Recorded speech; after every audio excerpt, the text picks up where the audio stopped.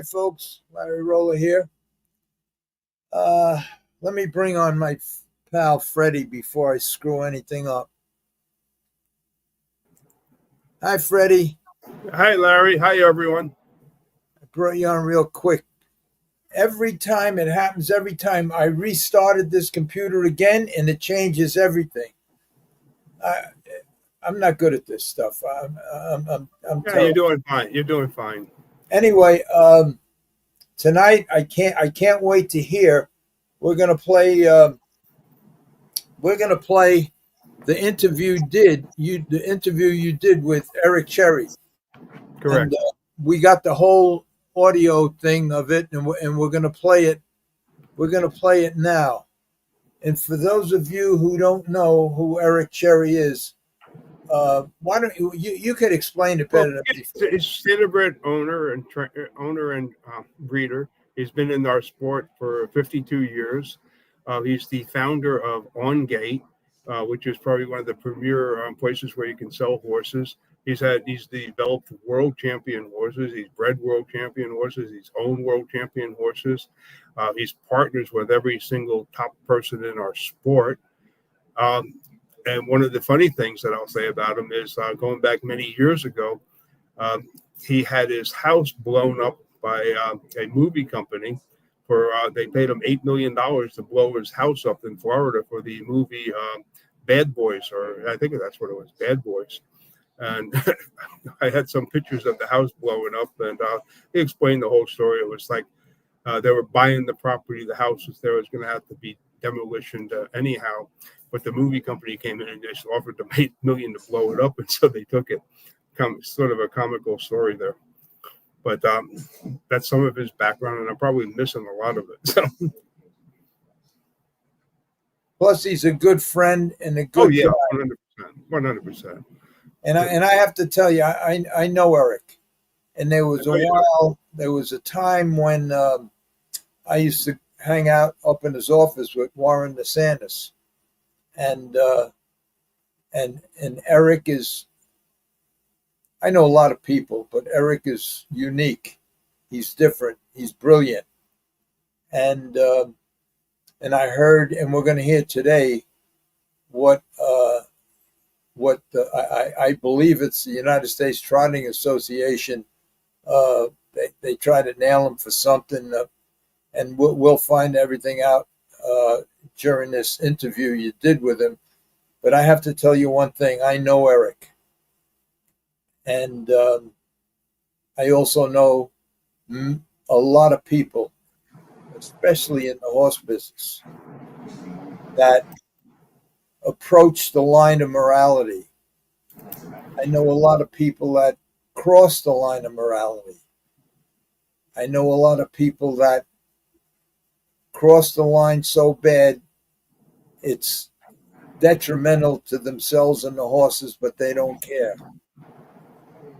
And I know a lot of people that are in the game that are dangerous and shouldn't be in the game, that lie and cheat and steal and drugs. And I have to tell you, Eric's not one of them. I agree 100%. Eric's a good guy, a solid guy.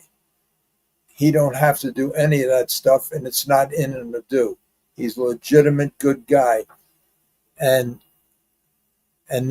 this is him. That's the way he's always looked. And the guy's a pretty wealthy guy, and he dresses just like ordinary people. I remember when I used to hang up there, we all went to lunch. Everybody up in his office went to lunch. And I'm not going to get into how he started the businesses, how he started the 900 or 800 numbers with Dionne Warwick and the psychic line and all of that stuff. That was Eric Cherry. I believe, too, that Eric Cherry had his own phone company down there. He'd made some kind of deal. He must have had hundreds of televisions in there. He was the one that started all the results and everything. Just a brilliant, brilliant guy. Then he had a farm. And when I was in the thoroughbred business, Eric had that farm, I think South Florida Training Center or something like that. Right. So standardbred farm. Right. And but he gave me, I needed a place to put I think it was 5 or 6 thoroughbreds, and he gave me stalls for my thoroughbreds. And just a solid guy, a good guy, and I'm sad to hear that he's gone through this. That's Eric. And on the brighter side, look at that. That's his wife. What a beauty. And you know how lucky I am? I got invited to his house because he's telling me that Lisa, his wife, is a great cook. And on Facebook, she's always showing the things that she cooked and everything. And just the other day, I text her and I says, I hope that invitation for dinner is still open. And she says, are you in Florida? I says, no, but when I get there, you'll be the first call I make. So I'm looking forward to seeing Eric and Lisa. They do a great job, and they do Saturday night at the races over there. They put these big dinner spreads on for a lot of the horsemen, and I mean they break out bottles of $100, $200 bottles of wine for people. And he's such a good guy. He's such a good guy. I haven't heard the interview yet, but why would you fuck with a guy that supports the business in a major way? A major way, not just a bullshit owner that has 5 or 6 horses. I think the guy has 200 horses. 250 with over 50 partners. I think he was the first one that started the 2-year-old, just like the thoroughbreds, the 2-year-old training and sale. And if they left harness racing up to him from 40 years ago, they'd still have 30,000 people there. And all the racetracks would still be open. It's a shame. They finally got. They have somebody in the sport that's the Babe Ruth of harness racing, and they're fucking with him. I just don't get it. I don't get it. And I know that Eric loves the game, but I'll tell you, if it's very hard for me, if I was him, to tell the whole trotting association and the USDA to go fuck themselves, because he's got a horse that he's partners with in the Adios coming up on Saturday, that he's partners with Gordon Banks on it and Scott Alberg, and so that should, that they're major players in our sport too, and so. All right, we might as well play this because I'm dying to hear it, and then I hope that I got this on right. So we'll just play it. I'll leave this up while we play it. Well, yeah. You want me to leave that up, or you want me to leave it off? Either way. All right, here it goes. Let's see. I hope I got it right. Let him. It's his show. Let him. Welcome to this week's Harness Racing Alumni Show. I'm Freddie Hudson. I'm here, as always, with Trade Martin and Bob Marks. Joining us this week, we have a special guest, Mr. Eric Cherry, a standardbred owner and breeder for many, many years. Eric, just recently, the Standardbred Racing Investigative Fund through the USDA just fined you $32,000. Tell us your side of the story. Sure. Well, it's a long and short story at the same time. Basically, someone from the USDA contacted me to say that they're wrapping up some things with Nick Zurich, and that I'm not a target, but I helped them tie up some loose ends. And I said, sure, I would. So we opened up, and I spoke to the investigators, as my bookkeeper did, who's been with me for 28 years, and we basically told them everything we had. Some things they didn't like. Unfortunately, the investigators really weren't very knowledgeable about our business, and I actually taught them a lot about, everything from the USDA doesn't have percentage ownership, doesn't keep record of that we're not partners, we're co-owners, because the difference is we file separate tax returns, and all the other things go with being a partner, what breeding awards were, all those different things. So I was going along and giving them all the information they wanted, and at the end they turned around and said, something, we think you're guilty too. I think it's everybody's understanding that I spoke to, and it was definitely mine, that anyone can own breeding stock of broodmares, The only problem came into, or licensing, not problem, is when you wanted to race a horse, and rightly so. So, I've owned over 3,500 horses compared to, as per the USTA. This is somewhere under 10 broodmares over the years, where I owned a minority piece of. I think they might have 1 or 2 or 50%, but most of them are a minority piece. And I had sold them all over a year before the investigation started. I didn't even feel pressure to sell them, only because, they were. I was looking for the right time and the right timing. Nick turned out to be a very bad person, in my opinion. I knew him since he was young. I didn't have a social relationship with him. I have right now. I have over 40 partners or co-owners today with my different horses. It was never a big thing being involved with him and other people. I don't check their records. I don't know what they're doing. I always do things on the up and up, and I'm here today because my reputation is extremely important to me. I'm not looking to throw anybody under the bus, but I don't want to be one of those people that get thrown under the bus. So, the way it was written is very ambiguous, whether it had to do with race stock or breeding stock. If it's race stock, this would be very, very serious. Nick never trained a horse for me. We never owned racehorses together. There were, small parts of 7 or 8, lower-end broodmares that we were partners in. And as I say, I got rid of them over a year before the investigation started. And the USDA decided it was fit to go after breeders. The one, I know I'm rambling a little bit, but the biggest problem our industry has is shortage of horses. Every other problem could have a potential solution. But I've been saying this for years, but without horses, we have no business. So the first thing we want to do, whether it was going after Diamond Creek or me or any other breeder, not only is the USDA losing money in their investigation versus what they're finding people, but more important, it's disincentivizing people from breeding horses, which is just what we need. Every other problem has a potential solution. There's no potential solution unless switching breeds of animals or something. But without horses, we have no business.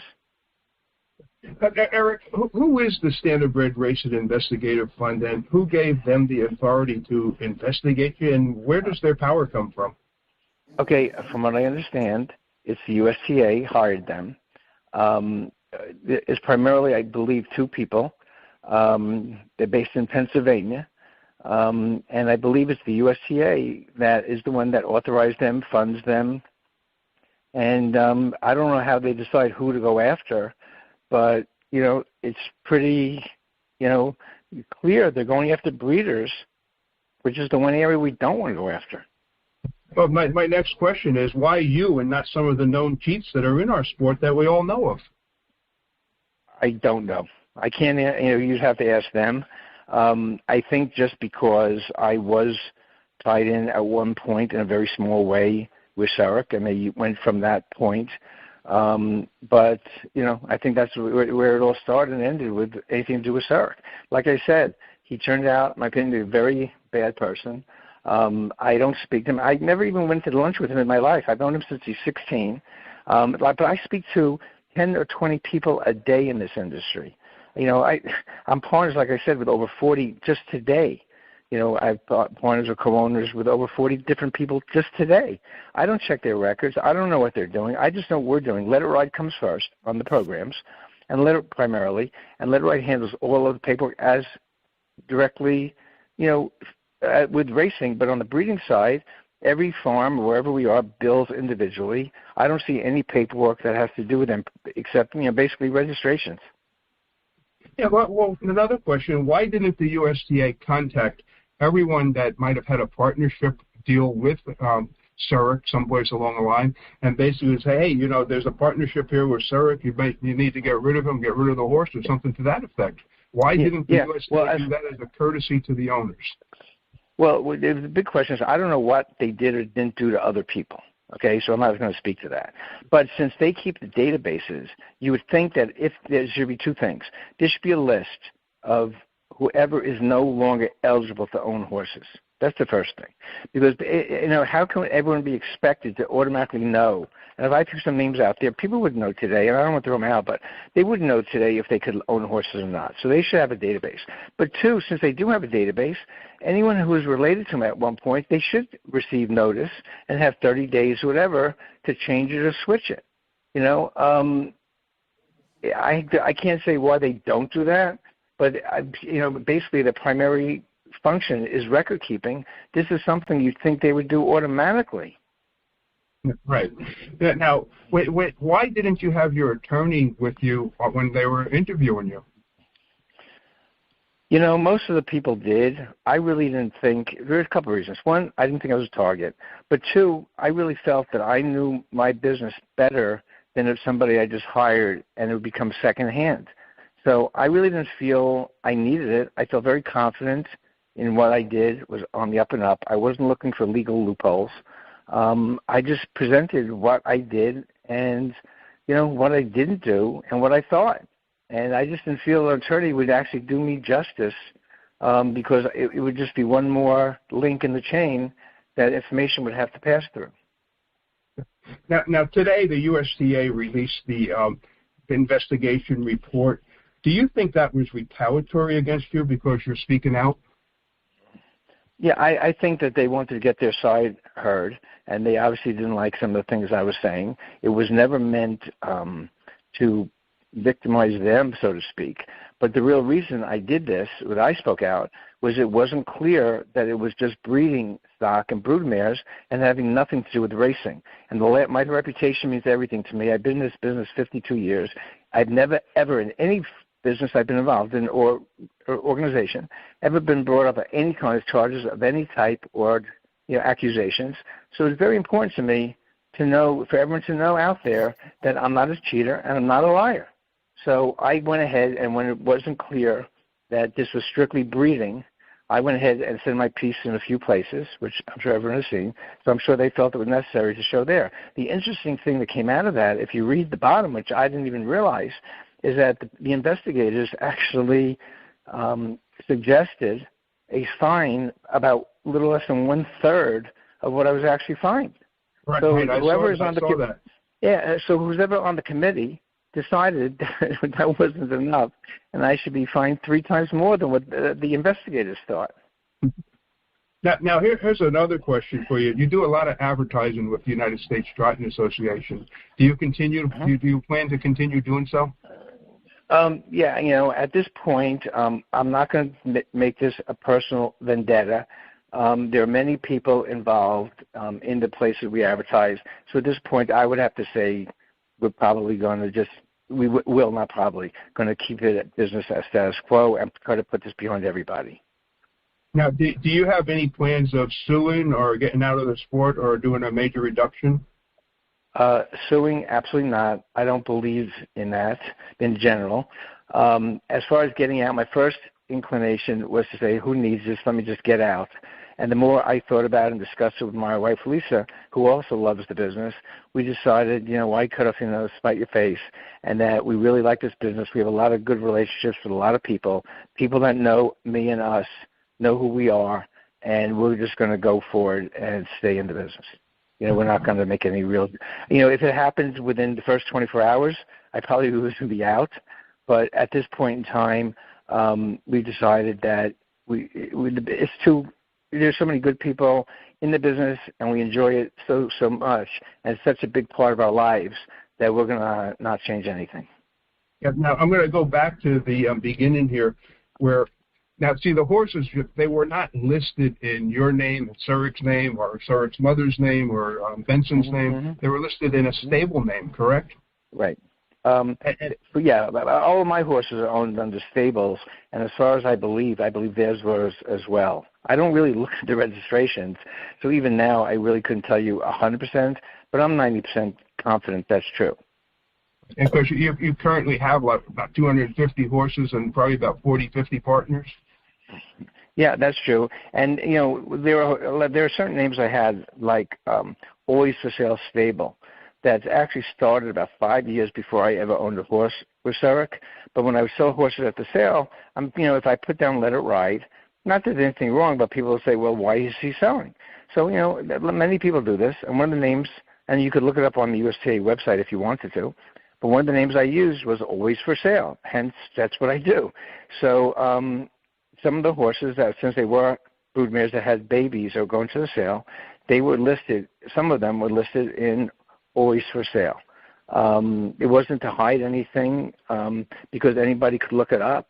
It's just it was for public perception. When I went to sell something, there are many of the large racing people that do the exact same thing. And as I said, anybody could look it up. There's nothing nefarious about it. And my last thing is, did you know that you had to have a license in order to own a broodmare? No, I mean, not only do I know, but I've been speaking to people even since this, and not one person has told me you have to be licensed for a broodmare. Even people within the USTA actually told me the same thing. And the truth is, how you really can't cheat with a broodmare, no matter what you do. Before the days of DNA testing or identification when they were babies, maybe somebody could have switched a horse and done something and sold it for a lot more money because they said it was by, in the old days, Most Happy Fella and not Tropic Song or something. Yeah, who knows, right? But and I'm just picking out two horses. There's nothing behind either one of those. But the bottom line is that you can't cheat with a broodmare. I mean, or a baby. I mean, how can you? So there would be no reason to hide the ownership, or race or keep it on a different name for somebody else, because there is nothing. Okay. Hey, Bob, did you have anything to ask Eric? I don't know. I think Eric has covered everything perfectly. Okay. I have nothing to add. No. Right, then I'm going to close the show out. Eric, no. Thank you so much for joining us. Can I just say one thing? Sure. Okay. Sure. Okay, so basically, the biggest thing I started saying in the show, we really need to address is how do we, get more babies born every year? Because without horses, we really don't have an industry. I've been working on many things, trying to get either stake races for the stallions that, the lower price stallions, or maybe having a breeding season where it starts July 1st, like they do almost down under. So we have an A and a B stake season, or let the horses mares breed to more than one stallion a year using ET. But whatever we do, if we don't do something to make it worthwhile for people to breed, we're just going to not breed ourselves out of existence. Even with the horses from down under, where would we be without them? So this is really, people think, and look, we want legitimacy in racing. There's a lot of things we want. But the one thing we need are horses. And that's the one thing that if you just look at the charts, every year we breed less than the year before. Look, we have a couple of really good bright spots right now in the industry. Kentucky, obviously, Ohio, Canada, Indiana. There are certain places that are doing their job, whatever. But if you can't make it economic for people to breed a horse, where are we going? It costs me over $30,000 a baby to have a baby born, raised, all the way through. I mean, think about how many horses sell at a sale. That doesn't count stud fee, amortization of a mare, or sales fees. So if you don't get $40,000-$50,000, that's just break even. So we really have to address. That's something I think we really need to address as an industry. I agree with you. And with that, I'm going to close. Yeah, and this was just a very sad event, but, I've never, like I said, had anything like this happen before, but it's just something that hopefully goes behind us, just becomes a bad memory, and people that know me, and those who don't know me, just know I don't cheat and I don't lie. Right. With that, Eric, thank you so much for joining us today. Okay, thank you for having me. All right, that's a wrap for this week's show. Please don't forget to join us again next week. Let him. It's his show. Let him. Welcome to this. All right, Freddie, I heard. So what do you think? What do you think, Larry? I think he's an unbelievable guy. He's an unbelievable guy. I understand why he's staying in and kind of putting this behind him, because both Lisa and himself love the business and love the game. But to me, because I've been through this in a different way, my past is my past. But there was one time I was barred for life when I was completely innocent. And when you're completely innocent and you're barred or fined, it just hits home. You know, when you're guilty, you get caught. You get caught. You're guilty. You take your punishment.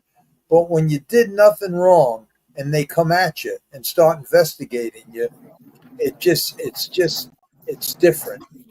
It's different. And Right. the way I am, I fight. I fight back. I can't turn myself into a fucking mutt just because somebody, and he even said it, the investigators don't even know what they were talking about. And then on top of that, they fine him $10,000. They don't know why, but they fine him $10,000. And whoever it was in the US in the USDA bumps it up 3 times more to $38,000. Oh, My 32,000. So yeah, I was put on a terrorist list because I threatened to blow up the New York State Racing Commission building when they had 30 days to give me a decision on my application.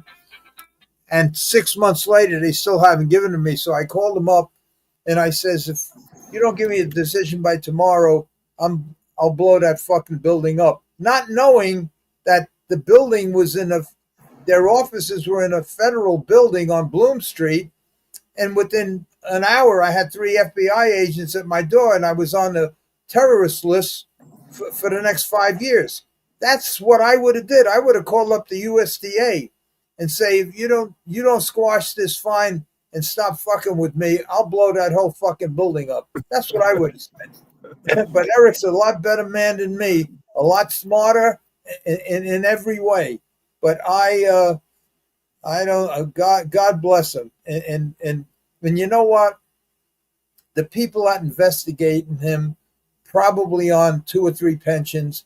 The people in the USTA that started when I started in the business, they started just as a bookkeeping organization, just to keep the records. I don't know how they got so big and so powerful from being a bookkeeper. It's like having a business, being a bookkeeper, and then all of a sudden, 20 years later, you're the fucking CEO or the president.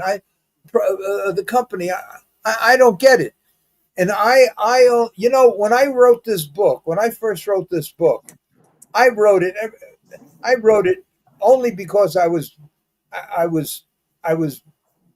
not forced to write it, but between Frankie Vincent and between Frank Collada and a lot of other friends that I did things with in the bad years of my life, they forced me to write it.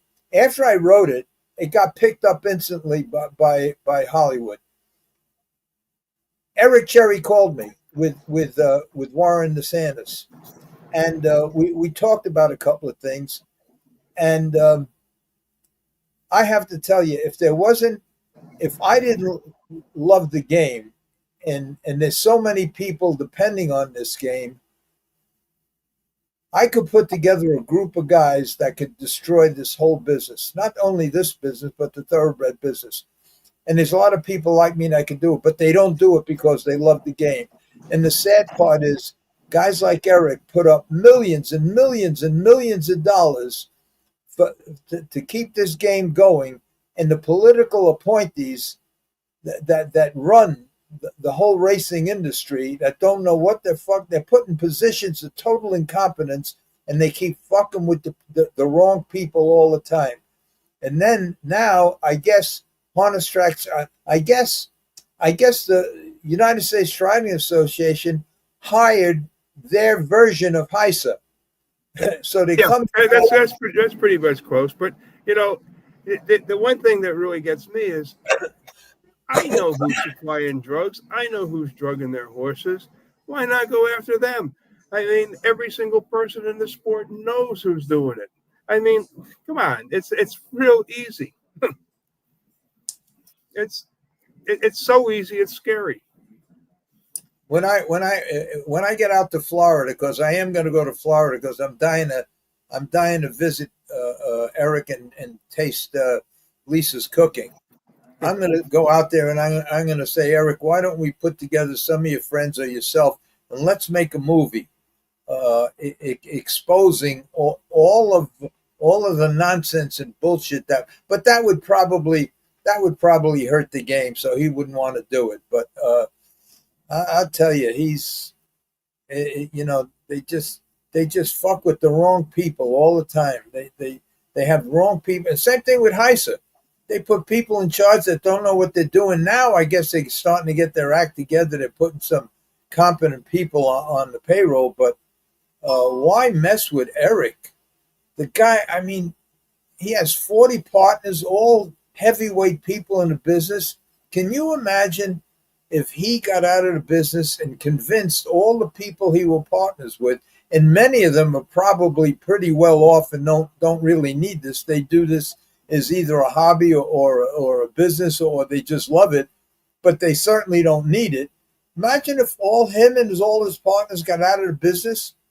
They would switch over to the thoroughbreds, and we'd lose probably about 60% of the major people in harness racing, and breeders too.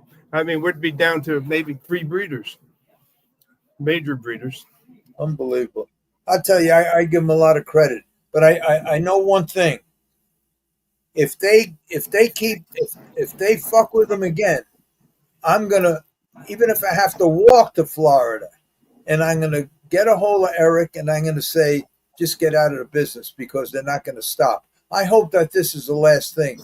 I hope that they realize that they made a mistake and just leave the guy alone. And maybe before they have all these, maybe go to him for some advice.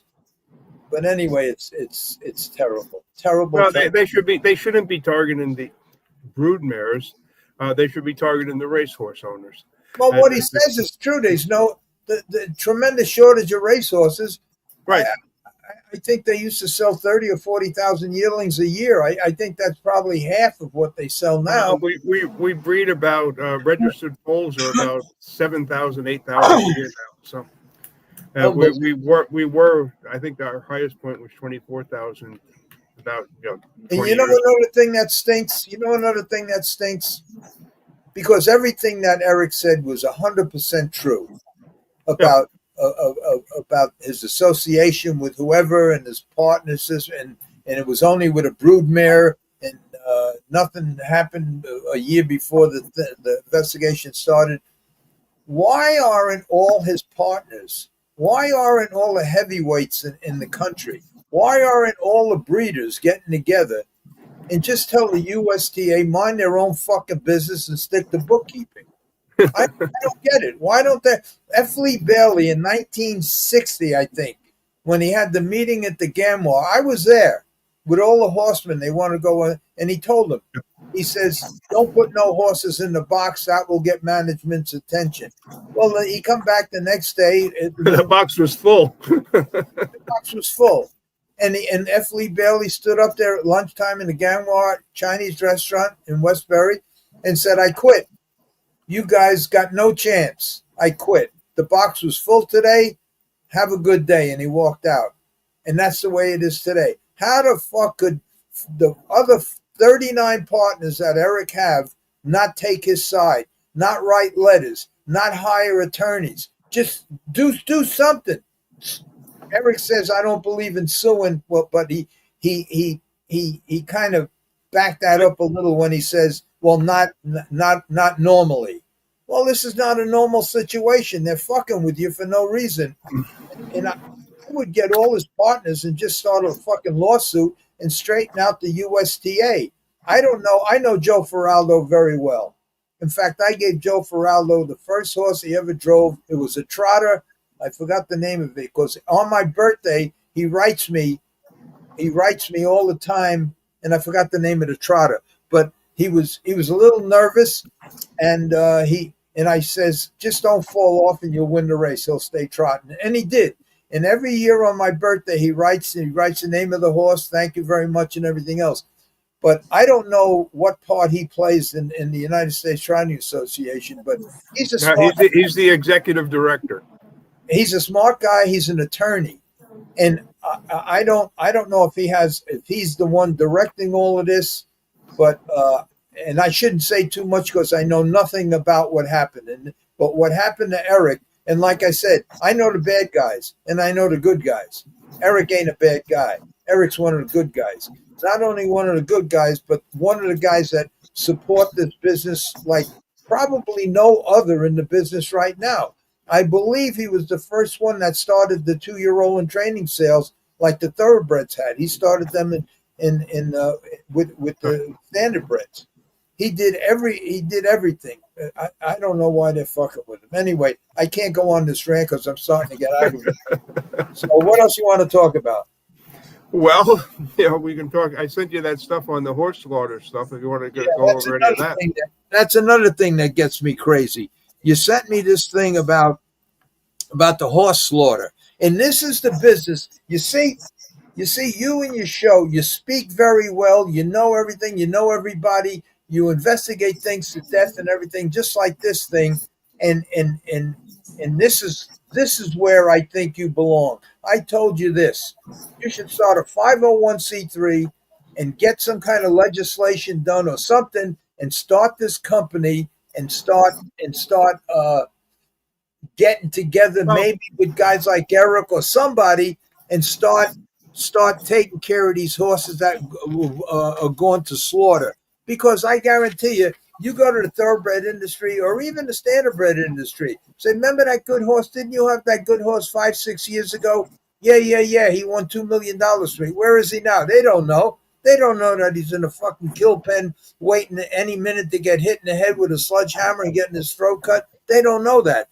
Not only that, but this thing that you sent me, it says here, and I didn't get a chance to read it. I just printed it out.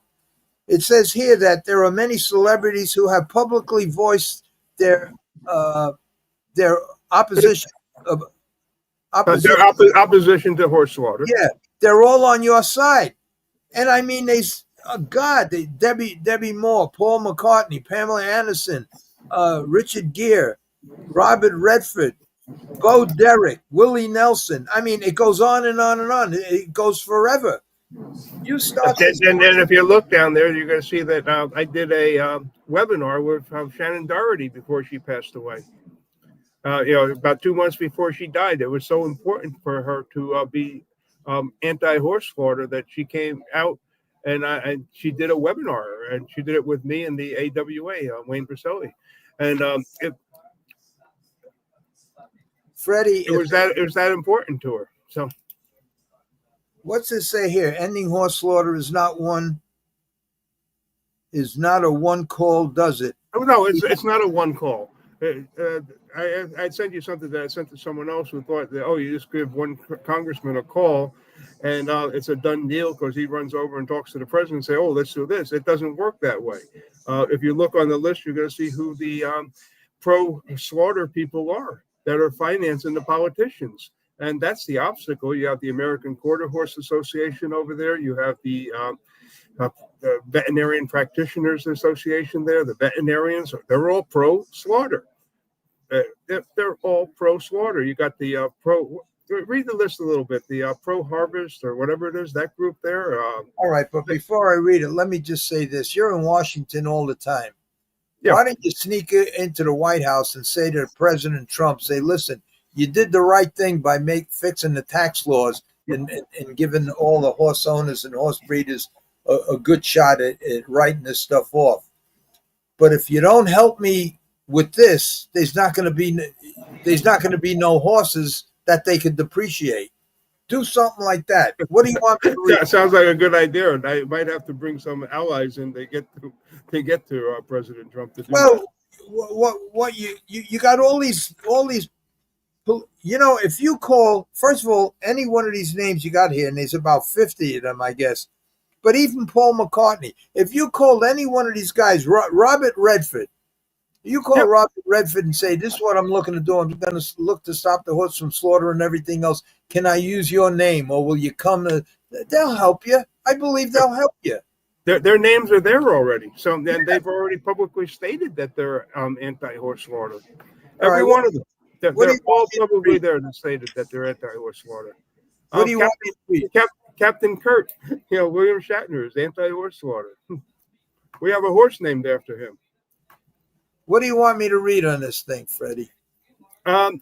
Read the list of the people that are that are pro horse slaughter. I think it's about the third paragraph in there.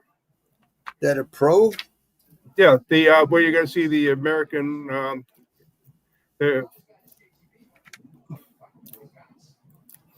Yeah, you should see it. If I had it right here in front of me, they're well organized, well financed, paying the politicians. You got the American Horse, the Quarter Horse Association there. They're totally pro horse slaughter. Totally pro horse slaughter. They're, oh God. Freddie, you sent me these things the last minute. I didn't even have a chance to read it. And not only that, it should be on the front page. but I read like I type. When I look for a letter O, it takes me 5 minutes. It takes me a minute to read each word. If I could figure out how to pull it up, I would do so. The House bill was sponsored and introduced by Congress members Vern. Right. Now that's something that's real interesting, because when they put out the press release announcing that the bill was introduced in both the House and Senate on February 27th, there were two racing organizations, one Thoroughbred, one Standardbred, that were announced in that announcement of the bill being placed before the House and Senate, and that was the Harness Racing Alumni, which is me, and the Jockey Club with Jim Gagliano, the CEO, making a statement. We're the only two racing associations that made a statement in that press release. All right, and then it says the bill is currently in committee, and to get out of committee. Right.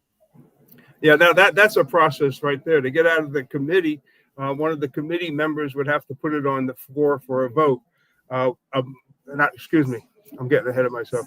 He would have to have the committee members vote on it to put it on the floor for a vote, and we don't have the votes there because most of the committee members are pro-slaughter. So that's an obstacle there, and it's very, very hard to get it out of committee. And it says the other way to get into the House floor for a vote is to get 290 sponsors once that occurred, a committee member. Well, don't you have 290 sponsors? Now, 290 co-sponsors from the House. We're at, I think the last count I have currently, we're 135 right now. In the last Congress, we had, I think it was like 240 in that range. And so we still need some more co-sponsors. And the only way you get them is you go over there, lobby, and you meet with them and you say, hey, will you sponsor this bill? And here's the reasons why. You know, I wish it was 50 years ago, because I had the connection to send a couple of guys down there and straighten the White House out. I should have you lobby with me one day. Yeah, that'll work out really well.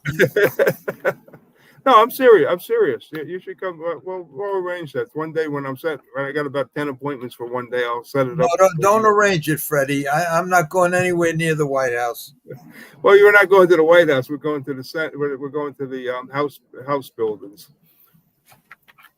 Our Senate. You got a lot of powerful people here on your side with this thing. I mean it. I said it 3 podcasts ago. We were putting together a little syndication for you, and I told you, if it was up to me and you were my son, I would say, Freddie, start a 501c3 and get it, just get it going, and then maybe talk to somebody like Eric or somebody else. I don't know who. You know all the people, and get this thing going, because it's a worthy cause, and you got a lot of people, and you got a friend, I believe, in the White House, the president, and a lot of them guys that their names are on this paper here, that would help you. You know what it's like? It's almost like it's how do you treat?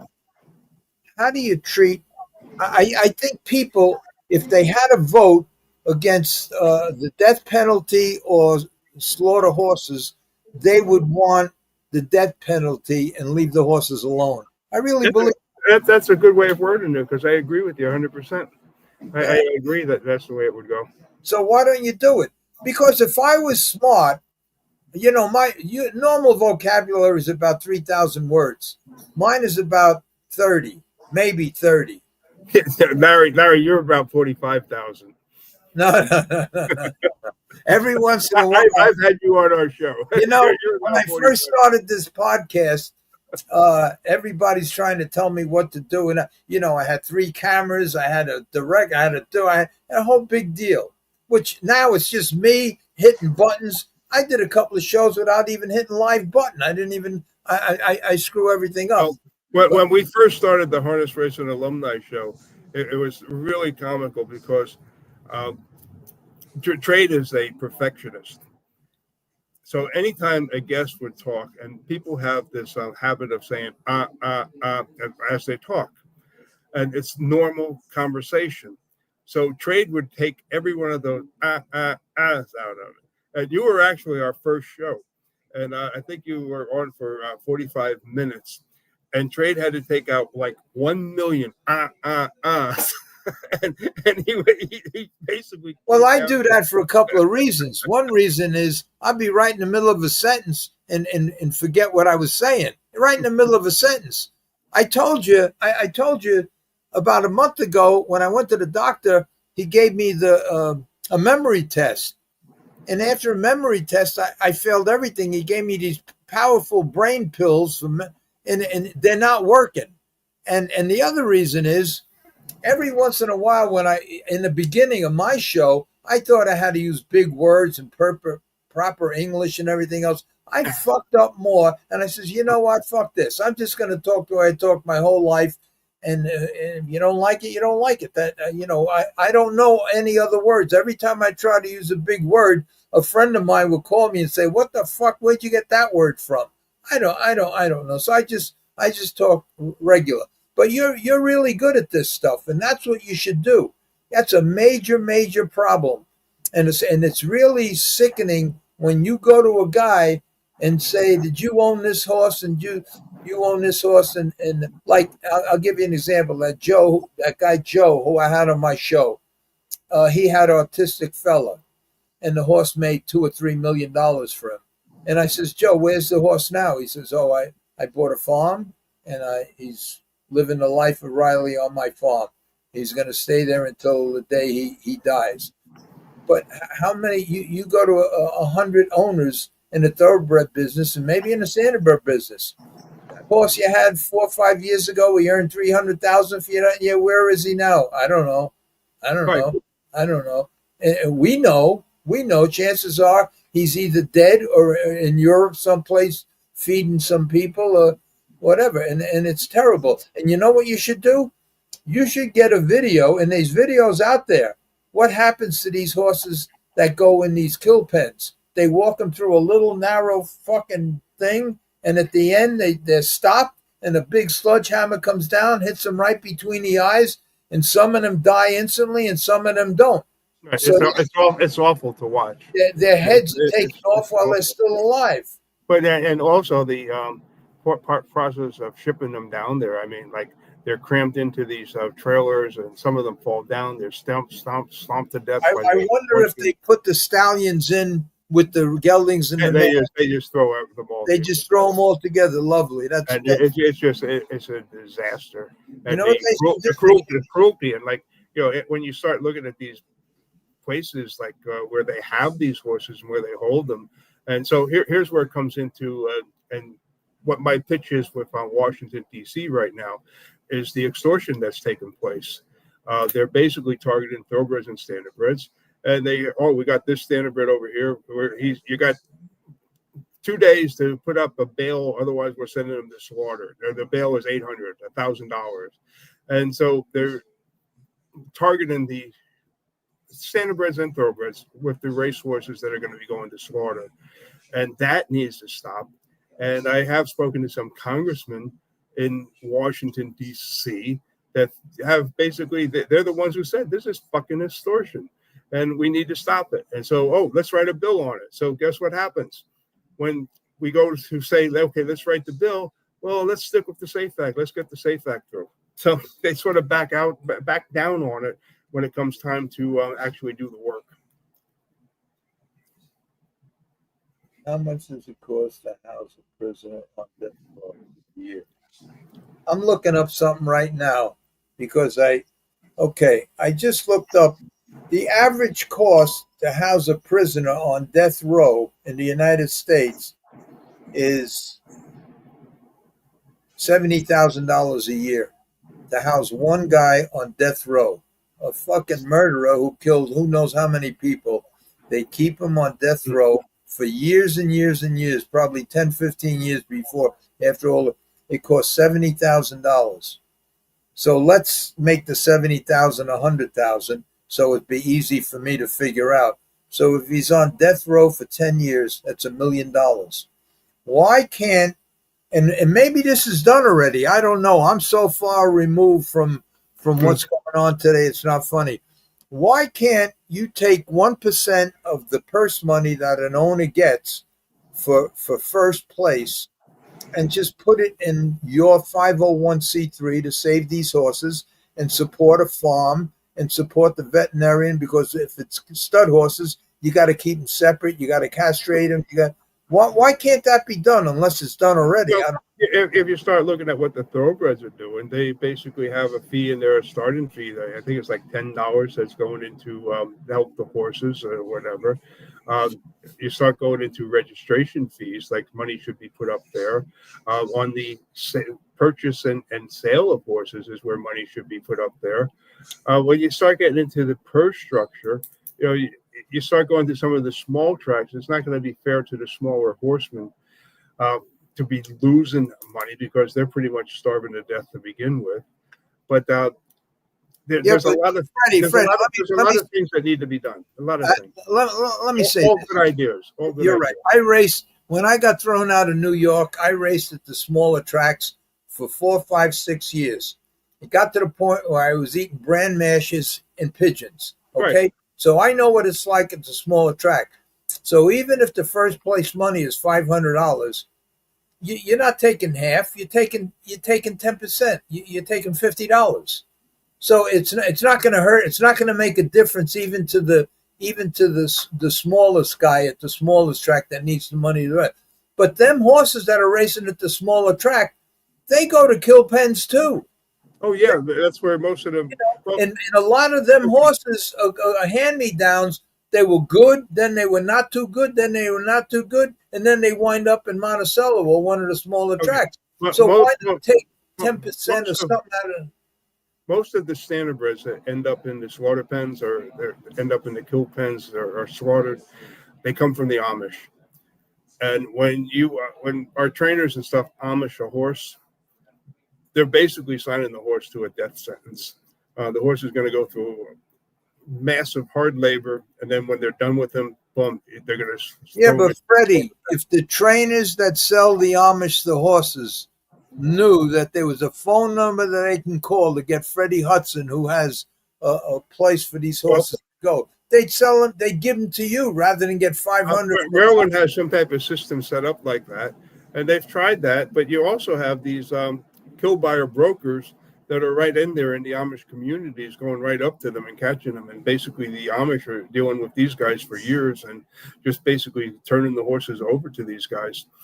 They just discard them. And like if you get to Shipping Pen, I think it is, Pennsylvania, I think there's 2 places over there, the Rossas and I think the other guy's Moores.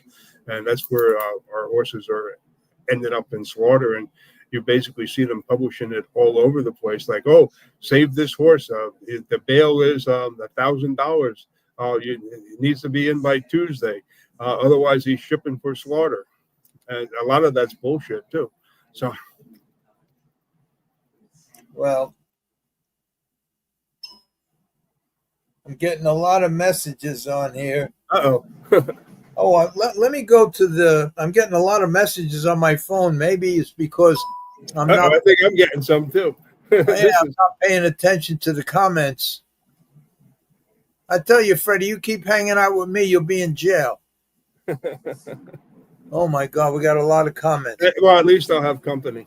Just let me go down the list just to say hello, because I get yelled at all the time. they say all the people that make comments that support you, you never say hello to them. So I'm just going to run right down. In the meantime, okay, that's what I'm going to do. Okay, Sundance. Hi, Larry. Hi, Freddie. Hi, Sundance. I'll put them up. Angelique, hello, Larry and Freddie. Okay, this is a whole social event here. This is like a social club on the right hand side. But, good. Where's the potato chips, the salad, the cold? They you know what I'm going to do one day? If I ever make a deal, because right now we're in the middle of making a deal about the movie. If I can't make a deal and I get private, and I'm going to try to raise the money myself privately to make the movie. I'm going to have a big party, just like I had in 1981. A big party and have everybody that listened to everybody one of these comments, it's probably a couple of hundred, and have a big party for all of these people that are here. Okay, let's go down the list. Francis, hi, Larry and Freddie. Sundance, hit the like button and the bell. Oh yeah, you see what I got? Look at this thing that I got. I'm going to show you. Watch this. Where the hell is it? Here it is. See that thing? I'm going to leave it up there for a while. It has hit like and subscribe. It's for free. To subscribe, it's for free, and hit like. It does something to the algorithms or something like that. Okay. All right. Now they go into the social stuff here. So Angelique says, hello, Rick. They start talking amongst themselves. Rick Simon says, rest in peace, Ozzy. Rick Simon, I hope your mother's doing well. You're supposed to let me know how that blood test come back, and then you were going to go to the ivermectin route. Okay. Eric says, rest in peace, Hulk Hogan. Simon, yes, Eric. Okay. See what I mean? It's like a social club. Anybody got good questions? Okay, Larry, on that list there, the fourth paragraph is the paragraph you need to read. The fourth paragraph? Fourth paragraph. It's going to tell you who the opposition is. 1, 2, 3, 4. The opposition to the bill, the pro-horse slaughter groups are very well financed and organized, and they include the American Farm Bureau, the National Cattlemen's Association, American Quarter Horse Association, American Association of Equine Practitioners, the American Veterinarian Medical Association, the Heritage Farm, the Protect the Harvest, the United States Horsemen, the United Horsemen's Association, and New York. You know what you should do? You know what I would do? If I had money, I would take every one of these groups, the head guy at each group, and their family and kids, and bring them to the slaughterhouse and watch how these horses get killed. Now I understand why the cattle people are against it, because they got to sell the meat, they got to sell the cows, they got to sell the beef, and so I understand a lot of them, and a lot of it, and this is the problem, I think, in thinking about it real quick, because I never thought about this.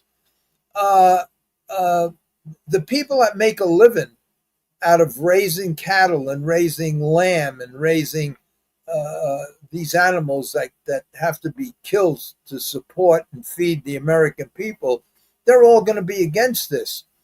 But they got to be a humane way. They got to be a different way. I mean, it's like even in the death penalty for human beings, you know, they numb you before they inject you. They do everything.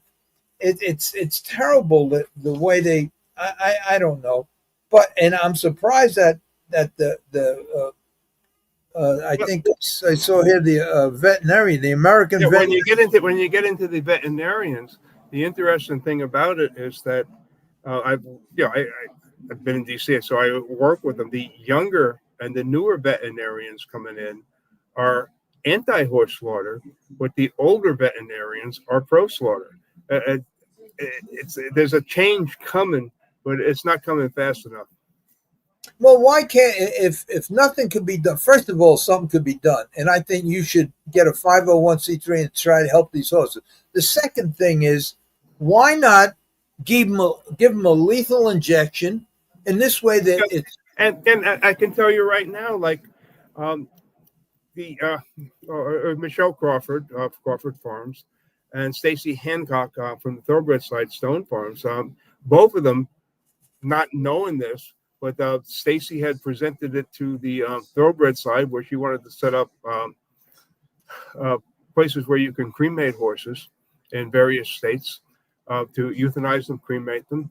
And Michelle wanted to do the same thing, and she was looking to do the funding, but it never went any place on either side. It just sort of stopped dead. It just never went anyplace. well, you see, the other thing when I looked into this, we talked about this about 6 months ago. But as far as back to this, I'm surprised that the American Quarter Horse Association, these guys are trainers, and I'm surprised that they want to go for it. But I remember talking to you about Oh my this. gosh, they're the worst on it. They just love horse slaughter. I mean, it's on their page. They're pro horse slaughter. Here's They have more money than the Thoroughbreds and Standardbreds put together. here's the other problem with the horse slaughter thing.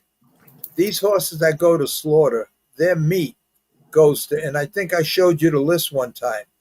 This meat goes to maybe 15, 20 countries that really need it to feed the people. And you know the biggest country, and I showed it to you and you didn't believe it, was Italy.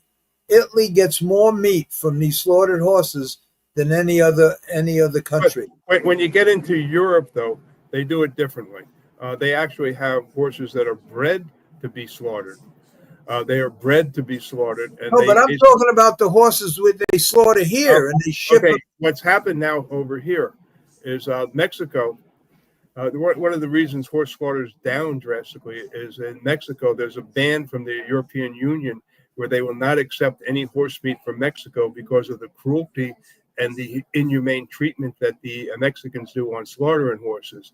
Now, when we get up to Canada, Canada's pretty much come to a complete standstill on the horses being exported to Europe because Canada threw in a 6-month residency requirement.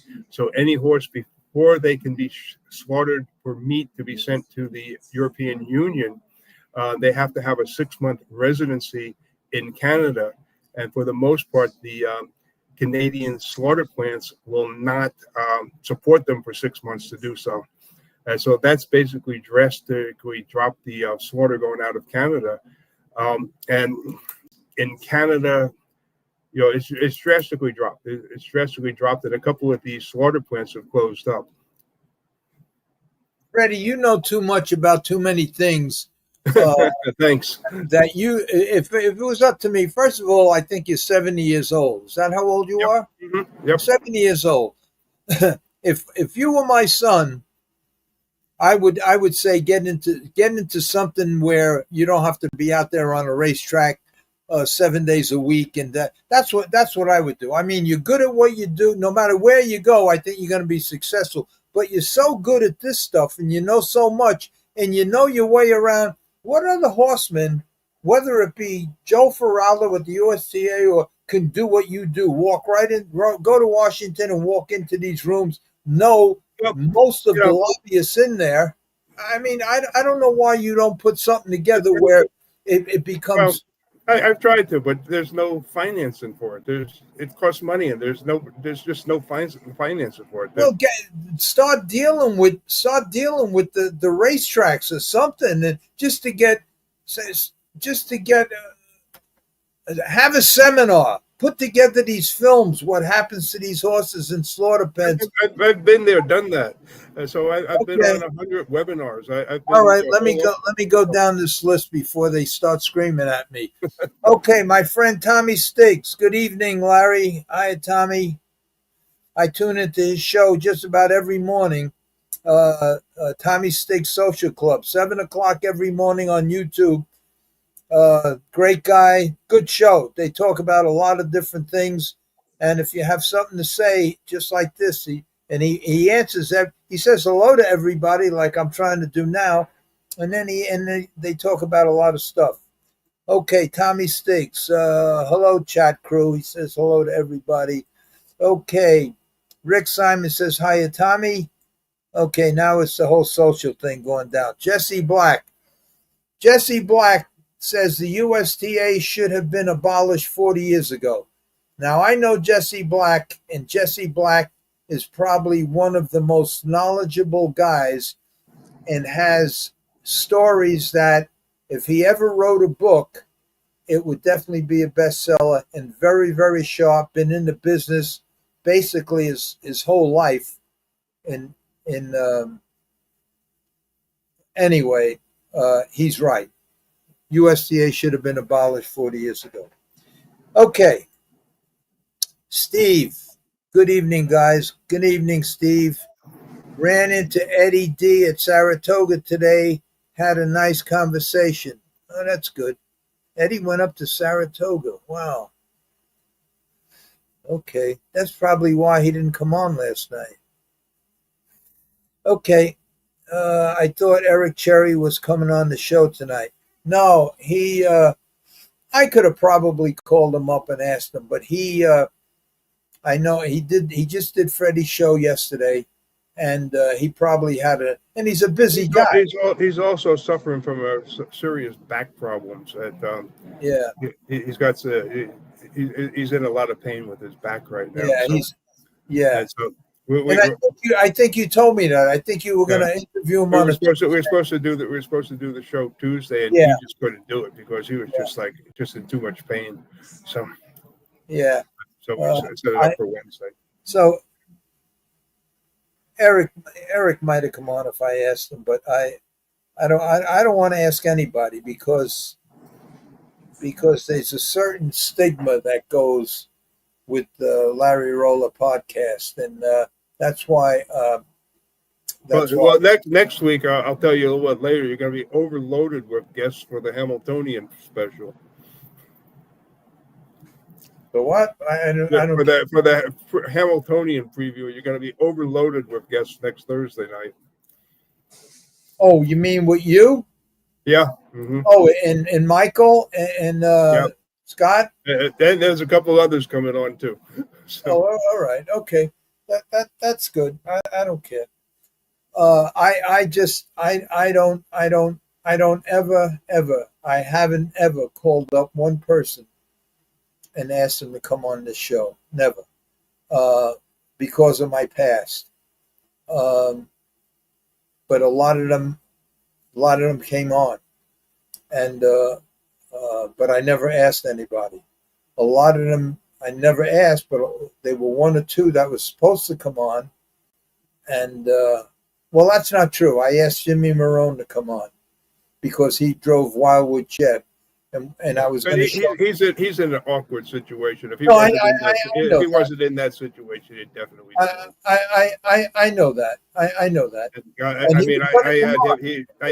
I had asked him to come on my show, and he had to decline because of his position. So. No, I know, but you see the part that sucks, and I understand Jimmy's position. But the people that told him not to come on, they have a closet that they don't want open. They don't. They have to know that I know of all the sins of a lot of people, and it's kind of hypocritical that you can do whatever the fuck you want, and because you got away with it, you criticize me. Or that, like, there's no second chances until you get caught. Then you deserve a second chance. So there were a couple that and I understand Jimmy's position. He has a good job. He's making good money. And he was told, according to Jimmy, he was told not to come on the show because of my past reputation. And there were one or two other ones.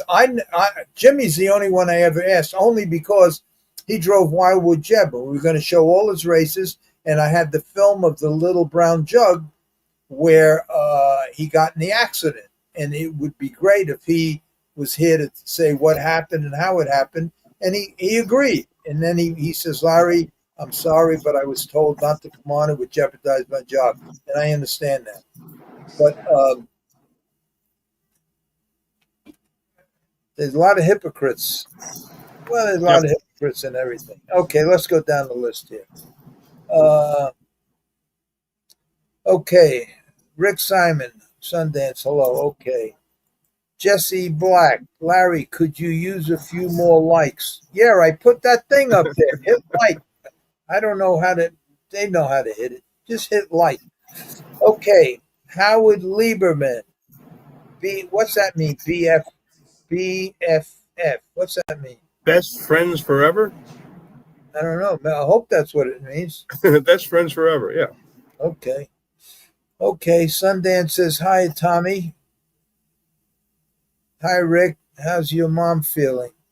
Yeah, that's the guy. Rick, you got to let me know how that blood test turned out. Okay, Billy C. Hello, everyone from Boston. Hope all is well. All is well here. Rick Simon, Sundance, she is so. New medicine, delusions have started. Okay. Her tumor is bleeding. Oh, God. Oh, my God. This poor Rick Simon, his mother, I think she has breast cancer or lung cancer, one or two. I had him on the show, and he put his I mother on remember. the show, and she had a big tumor in the back of her neck, and they won't operate on it. I don't know why, and it's malignant. And now I just see a tumor is bleeding. Oh my God. Oh, geez. It got to the point where I can't even watch the commercials. When the commercials come on, I turn away. I can't watch these little babies from Sloan Kettering, and I can't watch these veterans. I can't watch the towers. That thing where they raising money for all the veterans. I see these poor guys that defended our country with no arms and no legs, and it's terrible. It's hard for me to watch that stuff. All right. David Arthur, good evening, all. Good evening. Okay, Howard Lieberman, like Baffert hires best lawyers, the bad guys win out. Bunch of BS. The good guy Eric is a victim. You're 1,000% right. You're 1,000% right. And I mean it when I say Yeah. that Eric's partners they should all do something. Somebody got to fight back against the United States Training Association because, like I said, in the beginning they were fucking bookkeepers. Now all of a sudden it's like they're controlling the whole fucking industry. I don't get it. Maybe I'm wrong because I haven't been involved in a long time, but Jesus Christ. And I got news for you.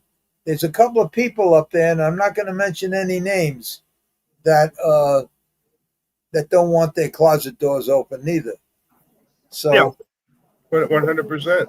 yeah, and heavyweight stuff too, and some not too heavy, but enough where the least is 10 times worse than what they got Eric Cherry, what they find Eric Cherry for. Well, they go after the brood mares is ridiculous. You should be going after the drugs and the races, not the brood mares. Come on. Yeah. Okay, David, don't get me started on Baffert. He's an animal. Yeah. Yeah, he had, 70 some odd horses die under his care. So 75 horses die of heart attacks. yeah, well, they died different things, but he had 70 something die under his care. That's a lot, and that's the ones we know of. What about the ones we don't know of? Okay, let's see. Brooklyn. Hi, guys. Okay, it's doing the social club. Sundance. I told you about that social club stuff. Okay, let's see what this is. Even still, you ran into Eddie Delora. Okay, we're just going to skip through a lot of these things. Very nice, very nice, very nice, very nice. Okay, here's a question. I think, Larry, you do a great job with the show. I look forward to it all the time. All your guests. Well, thank you, David. I think of all the podcasts, there must be a million podcasts. And I look at all of them, and they all speak well. They all no fuck ups, no nothing. And every time, half the time, I can't even get on the show on right. But the people keep listening. Okay, Roy, Linda, we had him on the show the other day. My new friend from Right. Florida. He was very friendly with John Sessa. Hello, Larry. Keeping horses out of the slaughter pen. We as horsemen, and also the many names that you mentioned of Hollywood celebrities, was we have to do as come up with the money. Yeah, we got to come up with the money. It's all about the money, and I don't understand why they can't take 1% out of all the purse money that's given out. I'm going to tell you a story. I met with Congressman Rouser. He's from North Carolina. And so I went into his office, and I was with a Paul Mellon, and I forget, and Virginia, his wife Virginia, and we went in there to. We were there to try and get him to support the SAFE Act, and I'm going back. This is about 5-6 years ago, and we went into the office, and Paul was ready to write out a check for $10,000 to basically get this support, because there's so much money in opposition coming into him that we were laughed at. $10,000 was nothing. It was just a total laughed at, and they wanted nothing. There was no way to change this guy around to change his thoughts on supporting the SAFE Act. There was just nothing that could be done. Maybe I shouldn't be. Maybe I shouldn't be so. Maybe I shouldn't speak so strongly about what I believe, because there's another side of the story, and the other side have pretty good arguments, and there's probably good reasons why all these people that are against, that are for horse slaughter, probably if you sat in a room with them, they have a good argument. So I shouldn't be so critical, because I learned a long time ago there's two sides to every story, and then there's somewhere in the middle is what should be done, or is the truth. So, what I say, I hope everybody understands that that's just my opinion. That's what I would do. And if I was right in every opinion I have, I'd be a very wealthy guy today. But I didn't take advantage of a lot of opportunities that were given to me. And so I'm probably not the right guy to listen to. I just have an opinion. Most of their arguments have been proven to be wrong. And I'll start with, they said, well, if you don't have horse slaughter, we're going to have horses abandoned all over the place. Horses are going to be dying. They're going to be starving to death. Well, we went from 180,000 horses being shipped a year for slaughter down to 20,000, and none of that happened. The horses were absorbed into the I'm just going to say community, but it never happened. We didn't have horses starving all over the place. They were absorbed into the system. So none of that happened. All right, Tommy Stig says, Larry, do you hear how I talk? That's the social club every morning, 7:00 on YouTube. And Tommy, you speak a whole lot better than me. Tommy's a good guy. Okay, Roy Lindell, look at old friends farm in Kentucky. Michael Blown. They do an excellent job. Excellent job. I know exactly who they are. They do an excellent job with the retired horses from the kill pen. Oh, so there's somebody out in Kentucky that does that? Yeah, that's the Old Friends. Yeah, Old Friends. Yeah. Oh, see, I didn't even know that. But I guess, you're very limited, because, you can't keep horses. You got to keep the studs away from the geldings and the mares. You got to have big paddocks with grass, and you got to keep moving the horses around so they don't eat all the grass. There's a whole lot to go on. Then you got to have a veterinarian on standby.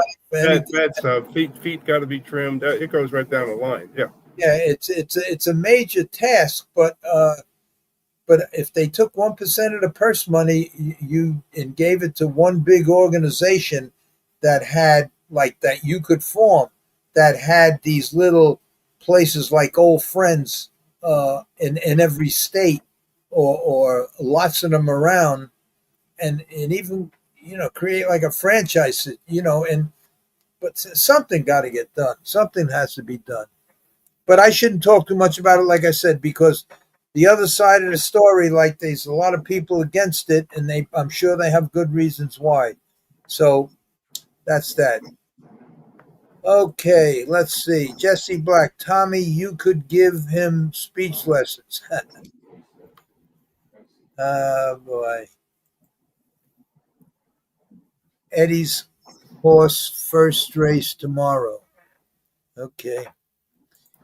Okay, Roy, these Hollywood celebrities, they have all kinds of money to donate.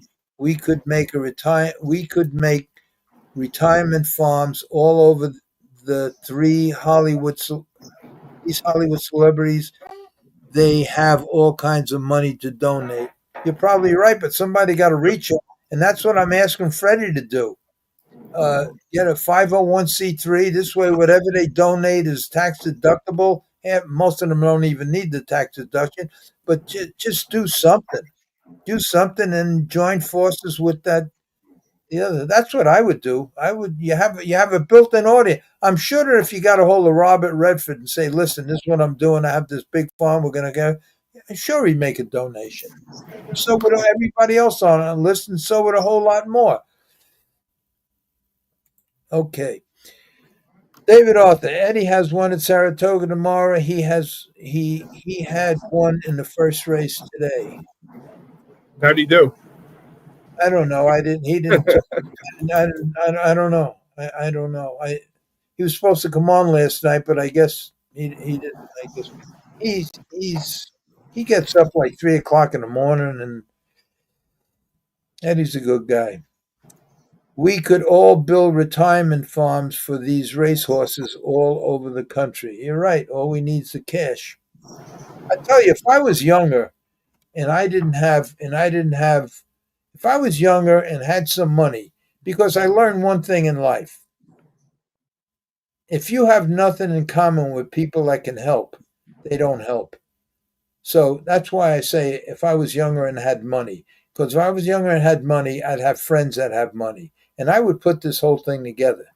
But I'm not young, and I have no friends that have a lot of that kind of money. So I used to, but no more. They're all dead. Okay, Lulu, autistic fellow, was in terrible shape before they forced that guy Joe. Oh, before they forced that guy Joe to take him Back in. back. Autistic fellow was in terrible shape before they forced that Joe guy to take him back in. I think they're just saying that they forced him to take him back. Well, I know that Joe had him on the farm. Then he gave him to another farm because he sold his farm because he had over 100 horses. So he got rid of all the horses, and he all to retirement homes. And then he sold a big farm, and he was looking for a small farm.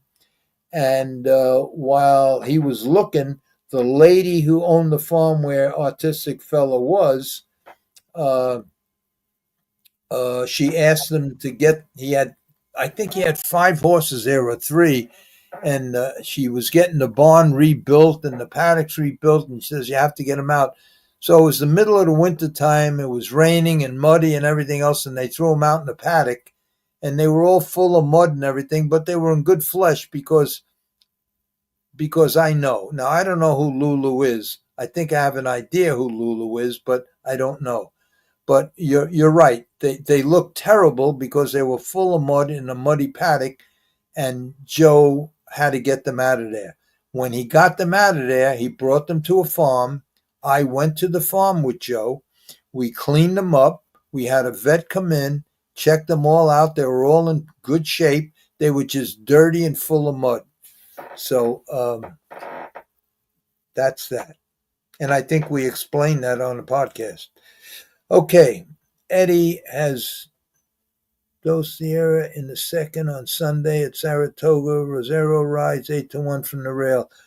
Well, Eddie's going to be on. Eddie's going to be on Tuesday. We're going to play a couple of his races on Tuesday, so we'll ask him about these horses. But Sunday comes before Tuesday, so good luck. We as horsemen can stop this. Roy, I have to tell you, I'm tired and worn out. I'm tired of fighting. I've been fighting my whole life, and I'm tired. But it's a good cause, and I wish somebody. I wish I was young enough and had the connections to do something about it. But maybe somebody will. Steve, every owner who claims a horse pays 1.5% of the above claimant price for thoroughbred aftercare. That's a good idea. Is that? Yeah, that's with the thoroughbreds. That's with the thoroughbreds, not standardbreds. So why don't the standardbreds do that? They don't. The other thing with the thoroughbreds, because I did a big thing I think I did a podcast about this. Because when I was there, I never forget this. I was there with Alan Seawall. This was probably 30 years ago, whenever it was. And there was this girl come in a wheelchair. And I says, who's the girl in a wheelchair? She was talking to the jockey that was at the Gap with one of her horses. Says she's a trainer. She used to be a jockey. She got paralyzed. And then I started paying attention to all of that. And I found out that the thoroughbred industry created a fund to take care of all jockeys that were hurt and everything, and take care of them. And standardbreds don't do that. That maybe now they do, but up until a couple of years ago, they don't do that.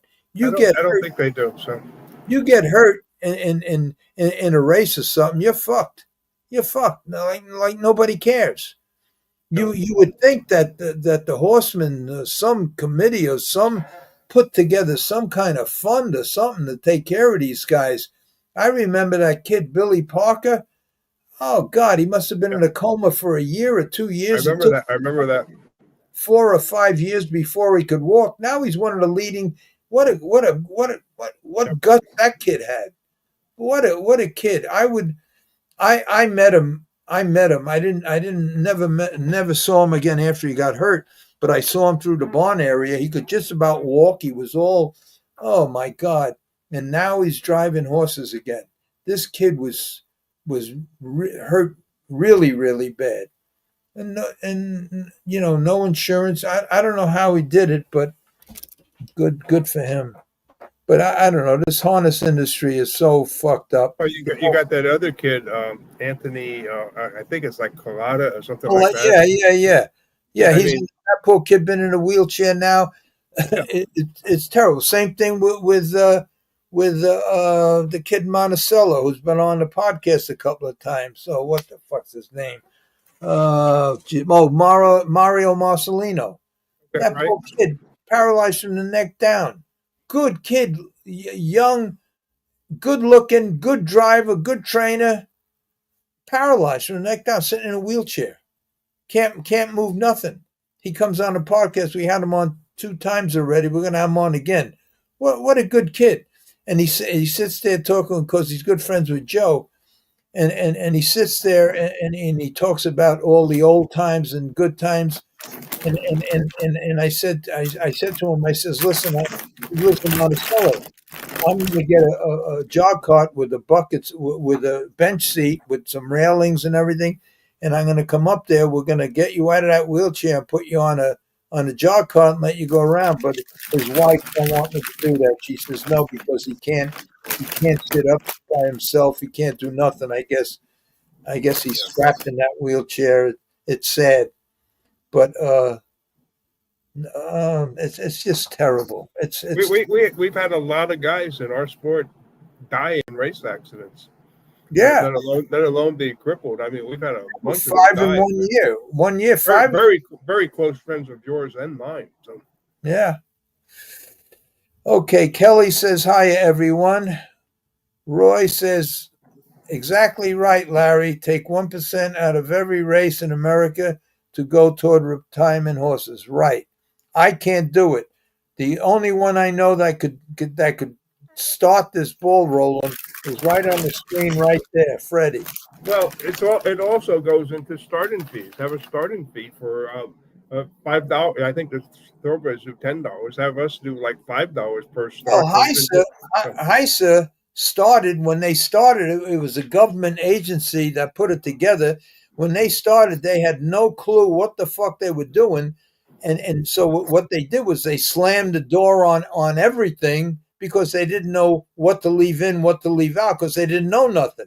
And now Well, I was there at the beginning. So when HISA started out, you had Travis Taggart from the U.S. USADA was going to be the lead on it. They're the ones that formed it with Stacy Hancock. And then right towards the end there, all of a sudden it changed when Churchill Downs got involved. And they basically kicked Travis out and basically brought another organization in. And a lot of the original supporters of HISA were very, very upset about that and sort of dropped out a little bit at that particular point. I do work with the people with HISA, and I have a very good relationship with them. And the harness racing alumni is actually set up to be the watchdog over HISA, which I haven't done anything with that because I just don't have the resources to do it. So, but we are the watchdog over HISA. So, for free. Yeah. Okay. But we took it over from the Animal Wellness Action, which Marty Irby was actually set it up to do. And Marty had met with Lisa and had set it up, and Marty turned it over to me. So I just want to ask you one question, and I don't want an answer. But I'm going to ask you the question, but I don't want to answer. Because as soon as I ask you the question, I'm going to read a comment because I don't want you to answer. How many fucking years are you going to work for nothing? Okay.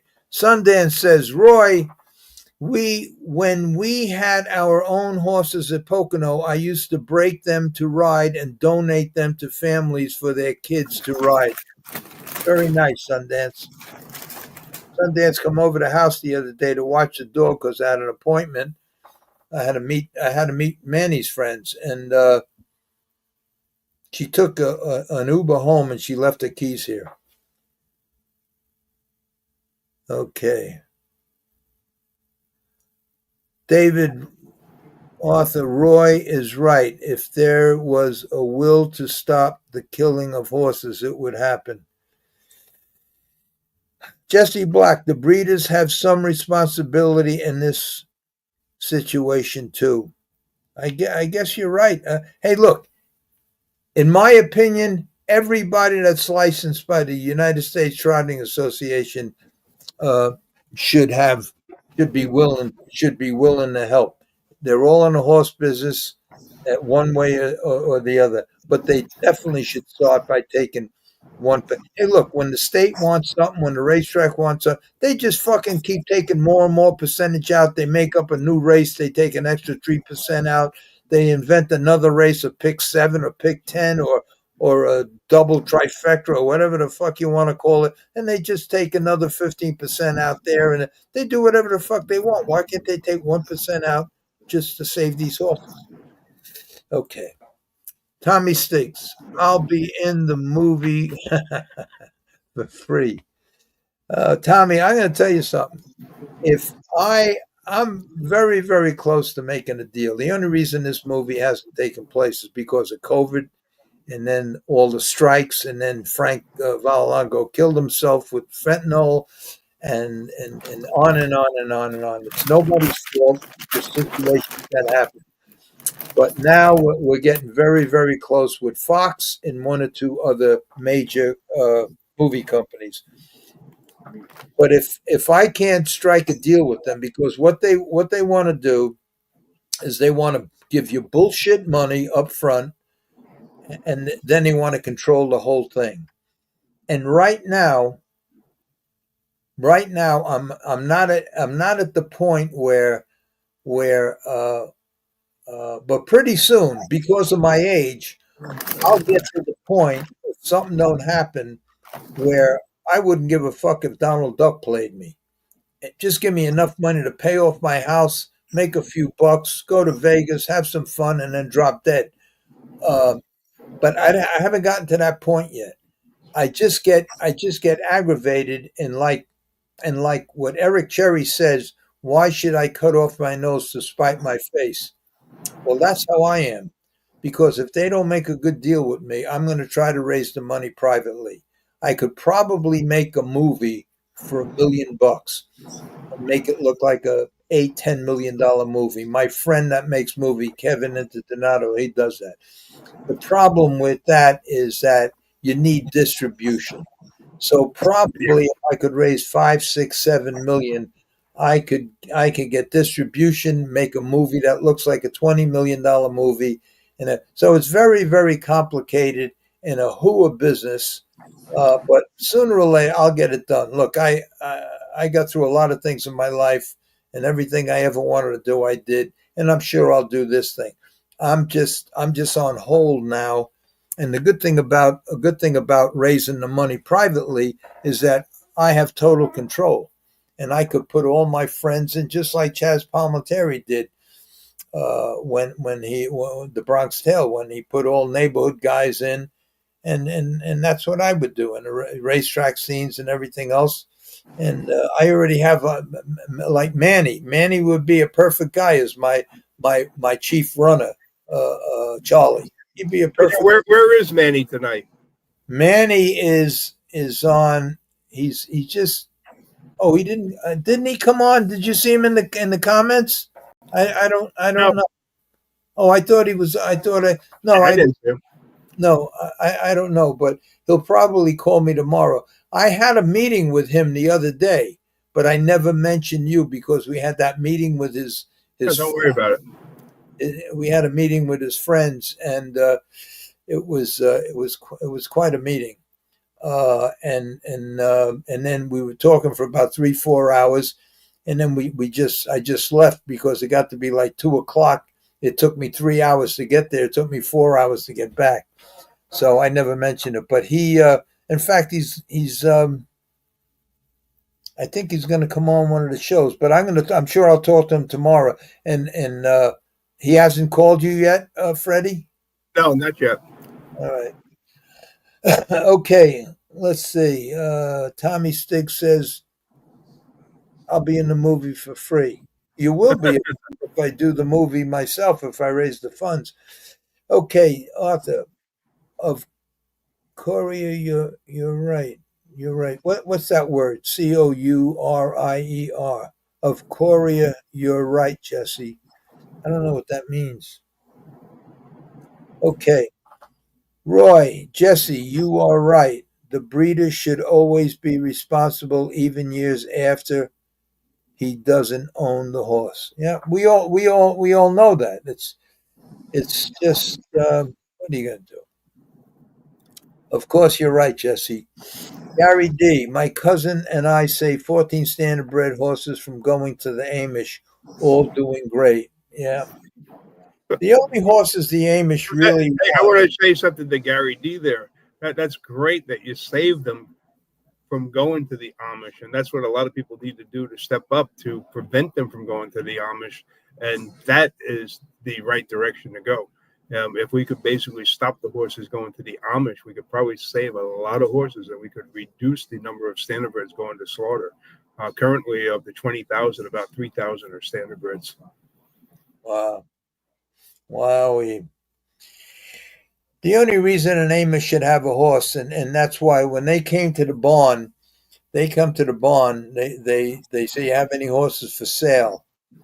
And what they're really looking for is anything but the ones they keep are big black horses. They want big black horses. That's the ones they want to pull their wagon. All the rest of them they use for plowing, and they sell them to the.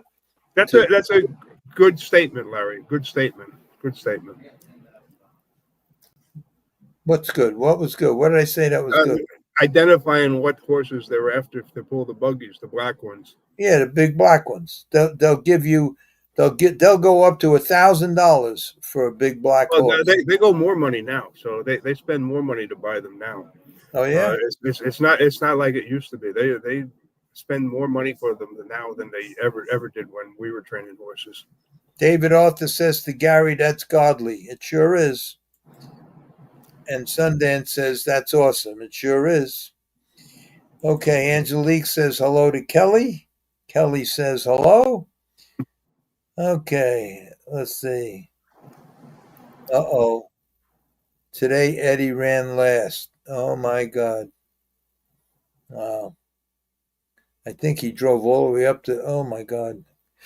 Okay, Sundance says, Tommy Stiggs, you would be great in the movie. I got a lot of good friends that would be great in the movie, and they're not actors. But for the movie that I would make, my life story, how the fuck could you get an actor? Like I think I told Manny.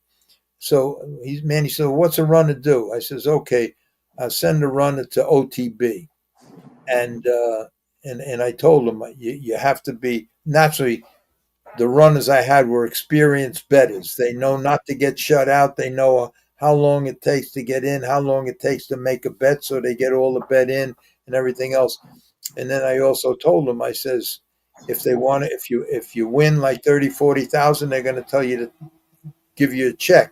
And I says, you'll take the check. I says, and then they might have one of the managers of the place, or maybe even the security, come over to you and say, how did you hit this? You the first, second, and third choice were out of it. You got the three longest shots. How'd you do that? And you have to be able to say, I've been betting my whole life. I finally get lucky, and you want to break my balls? Get the fuck out of here and walk out. Now, what do I need an actor to say that for? Every gambler could say you take anybody from the racetrack and they could say that line perfect and mean it. Okay, let's see. Howard Lieberman, not enough honest people around.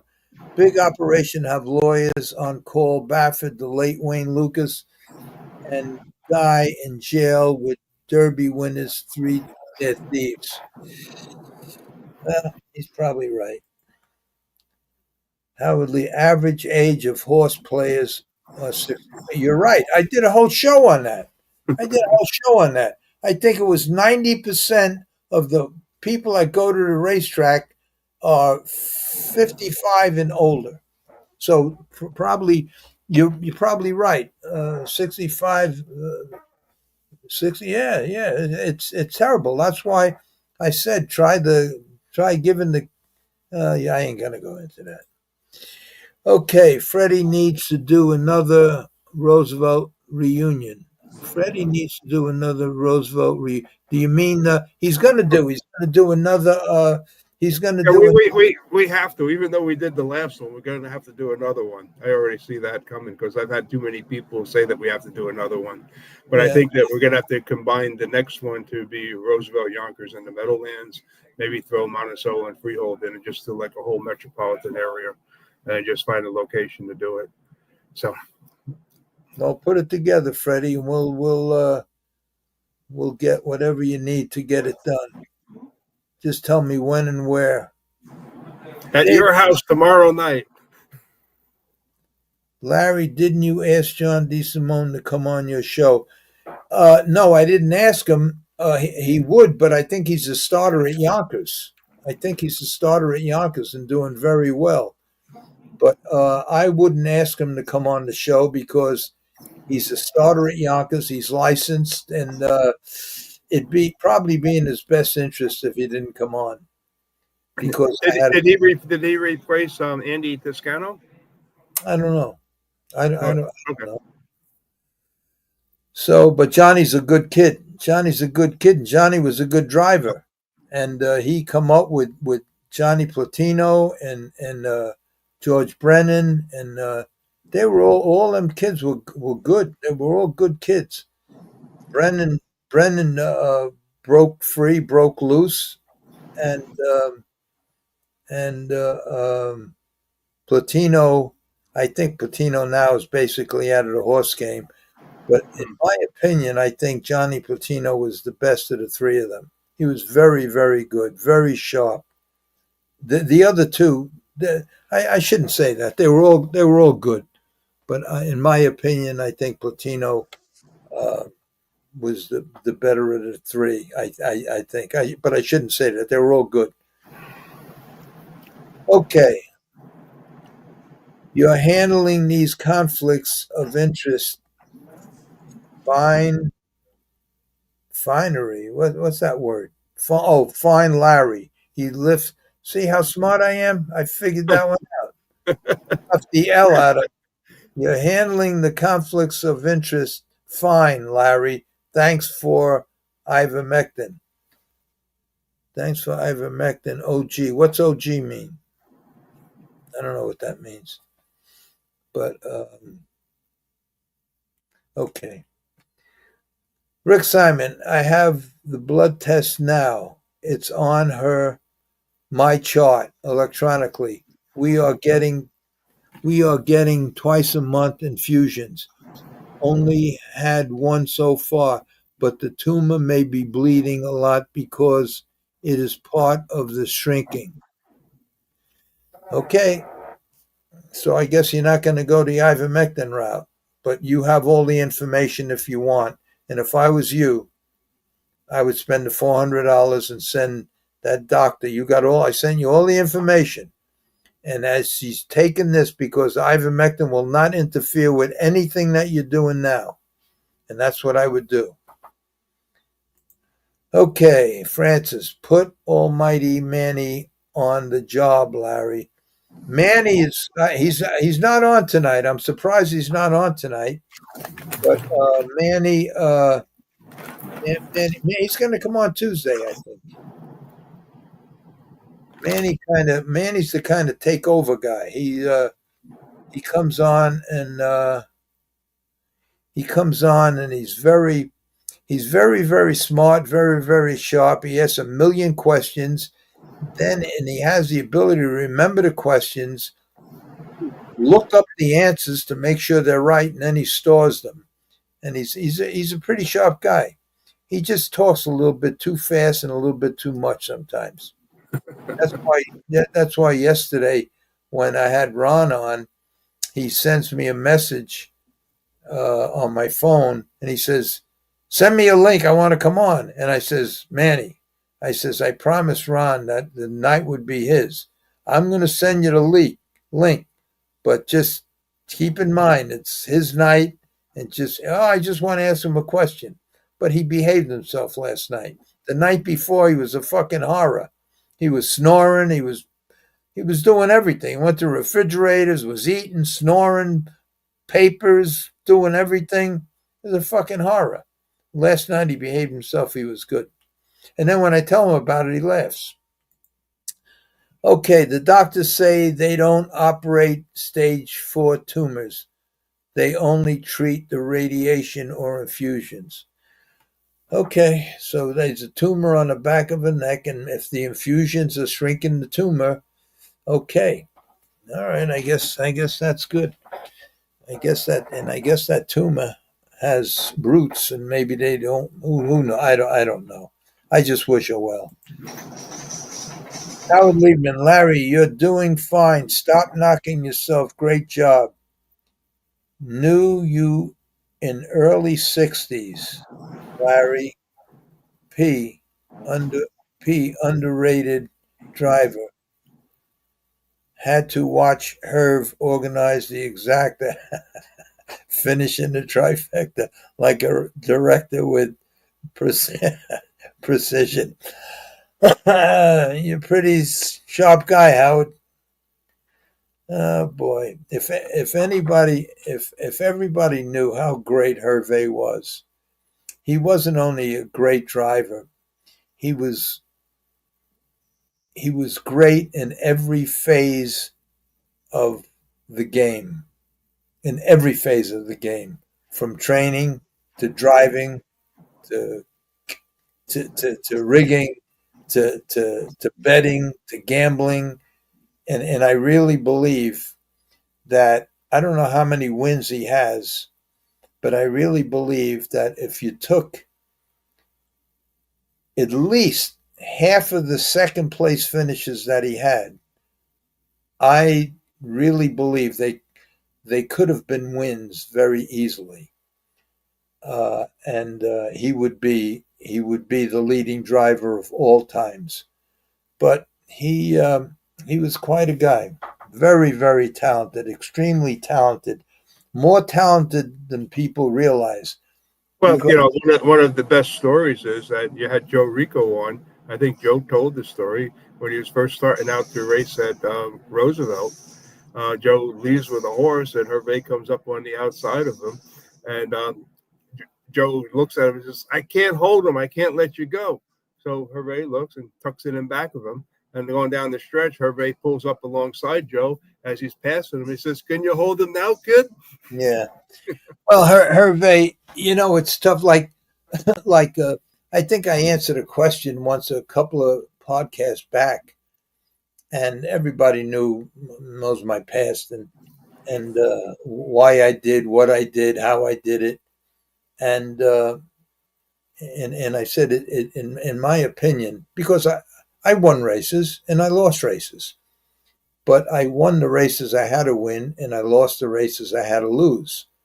But it's a whole lot easier to win a race than it is to finish fourth, fifth, or sixth with a 3-5 shot and make it look good. So there's a lot of things that come into it that Hervé was a master at, and I saw him not for any other reason but to help a couple of drivers that he would say he would be coming up and he'd say, "Just sit right there, boy. Just sit right there. Don't get nervous. Don't get nervous." Not for any other reason. Not that he bet the race or anything else, but I seen him. I witnessed it a couple of times. He says, "Just sit right there. You'll get out. You'll get out." He was quite a guy. In fact, Michael LaChance called me the other day, and we were talking about Hervé. And Michael had nothing but good things to say about Hervé. It's just that unfortunate. Michael said that as talented as he was, and probably the greatest of all times, he died with nothing. Yep. Head. Okay. I'm Sunday. going to tell you a story. When I was doing the book signing at the book review on Long Island, we had about 150 people there. Hervé was sitting in the audience, and so we called Hervé up to join us, and he came up and he stole the show. He must have had 150 people asking him a million questions. It was just great. I think I have some pictures of that. I'll have to send them over to you, Larry. But it was just really, really great. And Hervé was just like in his glory there. And he had a ball. And, some of the guys in the audience, Jimmy Marone was in the audience. Mike Forte was in the audience. Alan Alcos was in the audience. Just some of the drivers I remember that were there that night. Well, Joe Rico was there. JT was there. It was a very, very good night. So, All right. Sundance says, "Freddie, what can I do to help?" Nothing right now, Sundance. John Higgins, Larry, you have the perfect guy to go to Washington to see Ronald Dump, Hall of Fame trainer, Mr. Softy Ice Cream Man, Joe Garino. He could put the dopey hat and knee pads and get okay. I think this is a nasty thing. John Higgins. Let me read this again to make sure. And I'm not going to go crazy if it's a nasty thing, because somebody told me how to block them. Let's see if this is nasty or if it's all right. Help me with this, Freddie. John Higgins says, "Larry, you have the perfect guy to go to Washington to see Ronald Dump, Hall of Fame trainer, Mr. Softy Ice Cream, Joe Garino. He could put the dopey hat and knee pads on and get it done." I think that's a very bad thing, right? That's not I don't know. I think he's saying that, Larry, you have the perfect guy to go to Washington to see Ronald Dump, Hall of Fame. Ronald Dump. Well, that would be Trump. Ronald, They'll just change it to Donald Trump. Hall of Fame trainer, Mr. Softy Ice Cream. Now he's talking about Mr. Softy Ice Cream Man, Joe Garino. He could put on the dopey hat and knee pads. Okay, I think that's it. John. Okay, let's see how we could block him. Somebody showed me once, and I don't know how to do it, but whoever, I think Sundance knows how to block him. John, do me a favor. Don't write this stupid shit. What? I just don't understand why grown men have to be fucking assholes. I just don't get it.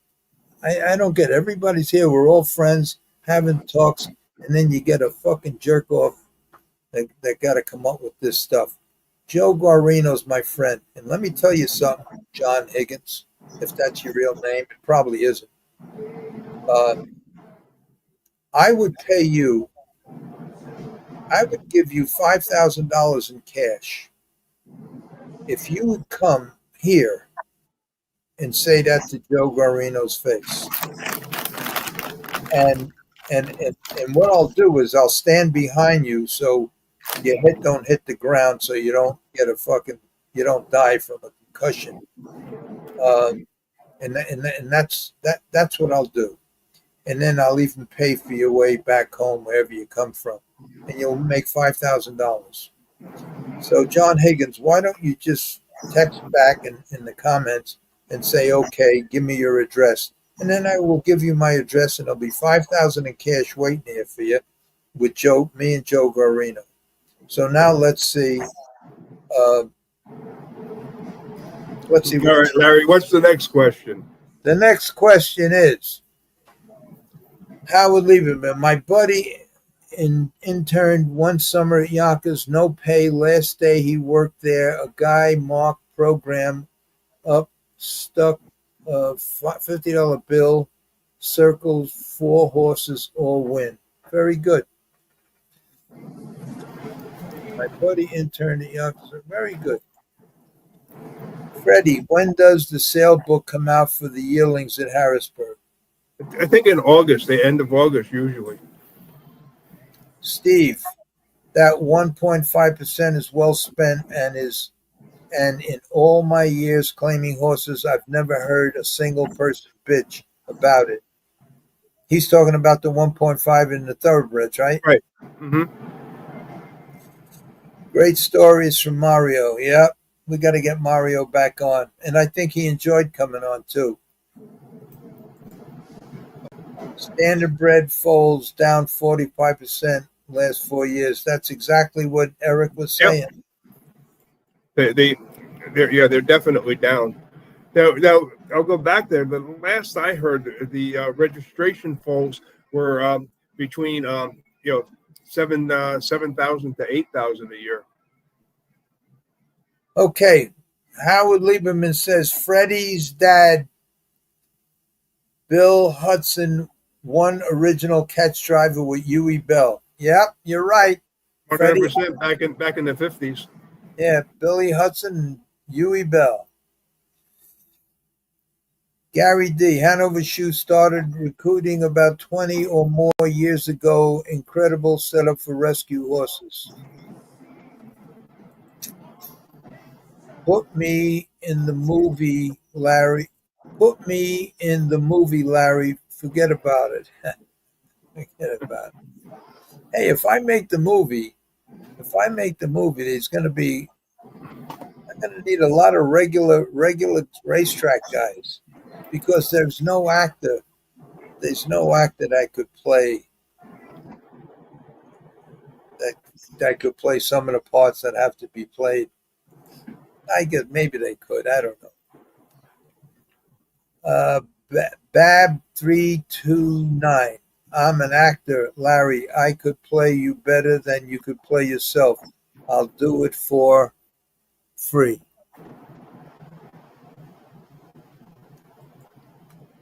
Gary D. That's what I did for Freddie. That's what I did for Freddie.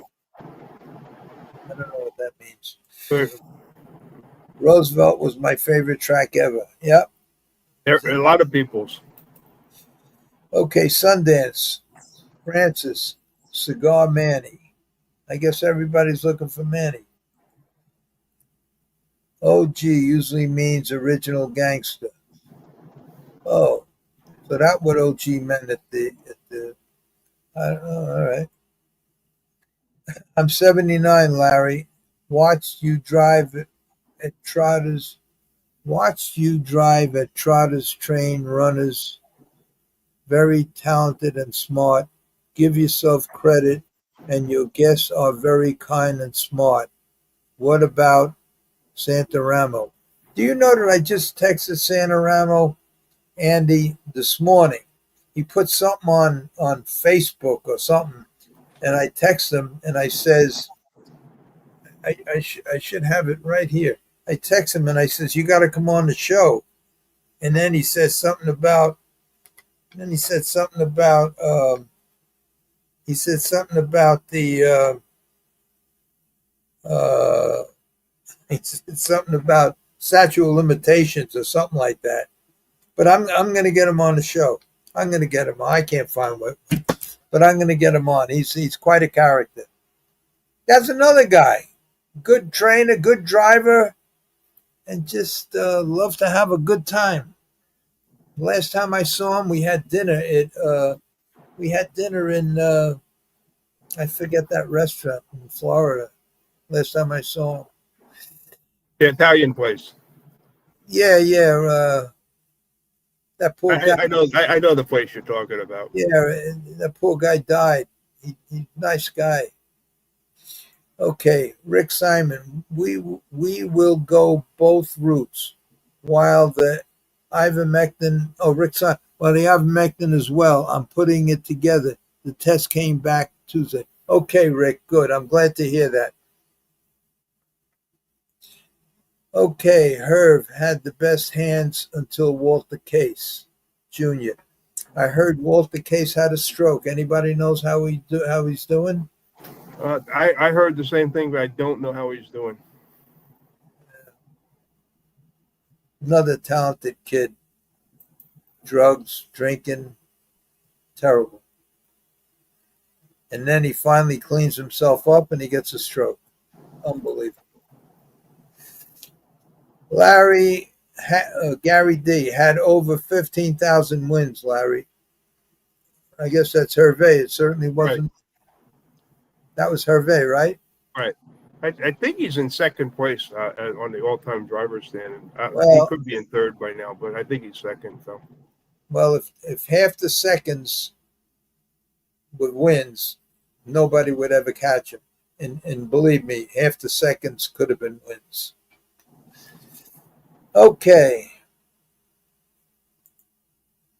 Herv said he could make an owner a millionaire. Just send him when he had $2 million. The GOAT. Yep. Google hers wired for sound video on YouTube.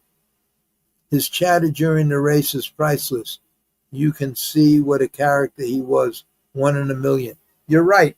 He does have a couple of races on YouTube where they wired him up with a microphone. And, yeah. Herb Fillion basically drove everyone's horse figuratively away, it seems. You're right. I just blocked him. Okay, good, Sundance. How come you didn't block him before I had to read that? You know, it got me aggravated. Somebody said I could block him from here, but I forgot how to do it. But you're supposed to be reading these things, Sundance. You know, Tommy Sticks has, he puts wrenches or something on where whoever has a wrench can block somebody. I don't know how to do a wrench, how to do that. Neither do I. But Tommy Sticks gives a wrench to everybody. So if you're making comments and you see some jerk write some stupid stuff, you could block him on my behalf. But I don't know how to do that. But why would grown men? I mean, here it is. It's 10 o'clock at night. I mean, don't the guy have anything else to do? I mean, well, what kind of guy just sits in a house on a computer at 10 o'clock at night and writes these stupid fucking things? What kind of guy is that? And maybe I shouldn't be so hard on him because he has to be either a real asshole or have some kind of mental condition. And he's a real asshole. You're not going to get to him. An asshole is an asshole. And if he has a mental condition, it's not right that I pick on him. So Joe Garbino is right. Just forget about it. Okay. Let's see. Joe G is a good man. Leave him alone. You're 1,000% right. Rick Simon. Jesse Black can block people because he has a wrench on his profile. Yeah, how do you get people with wrenches? Jesse Black has a wrench. I know Tommy Stiggs.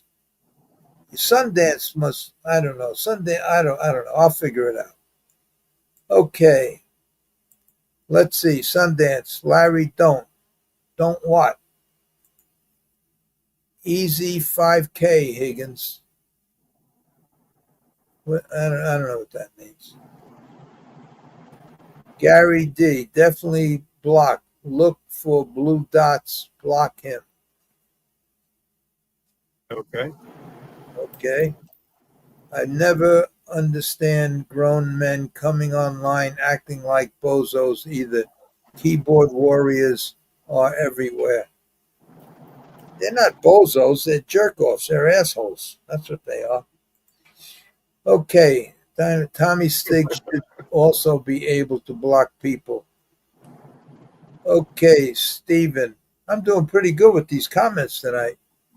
Stephen Basile. Roosevelt was my favorite track too, David. Second to none. Right. A lot of people agree with you. Did you ever race there? I love Roosevelt. Okay, they're having a conversation. William Hudson. Sheldon G. William Hudson. I'm a gander for... I'm a gander. That was the horse. I'm a gander. From owned by Tony Mayo. Won at 85-1. Got me out of a big jam. You remember that race, Freddie? I don't remember the race. I remember the horse. I'm a gander. And well, this guy says Tony Mayo was the owner of the horse, and Tony had several horses with my dad, and I actually trained horses for Tony and his son Duke Mayo and his partner. I forget what his name was, but they're part with Joe Pagano. They were friends with Joe Pagano and a couple other people there. So yeah. Sheldon says he went off at 85-1 from the 8-hole and win, and he made a big score. That's good. Howard Lieberman, Tony Morgan passed Herb. You guys remember Satch Werner. Down the road, Satch Werner. Satch Werner, because of Satch Werner, he had a hunchback.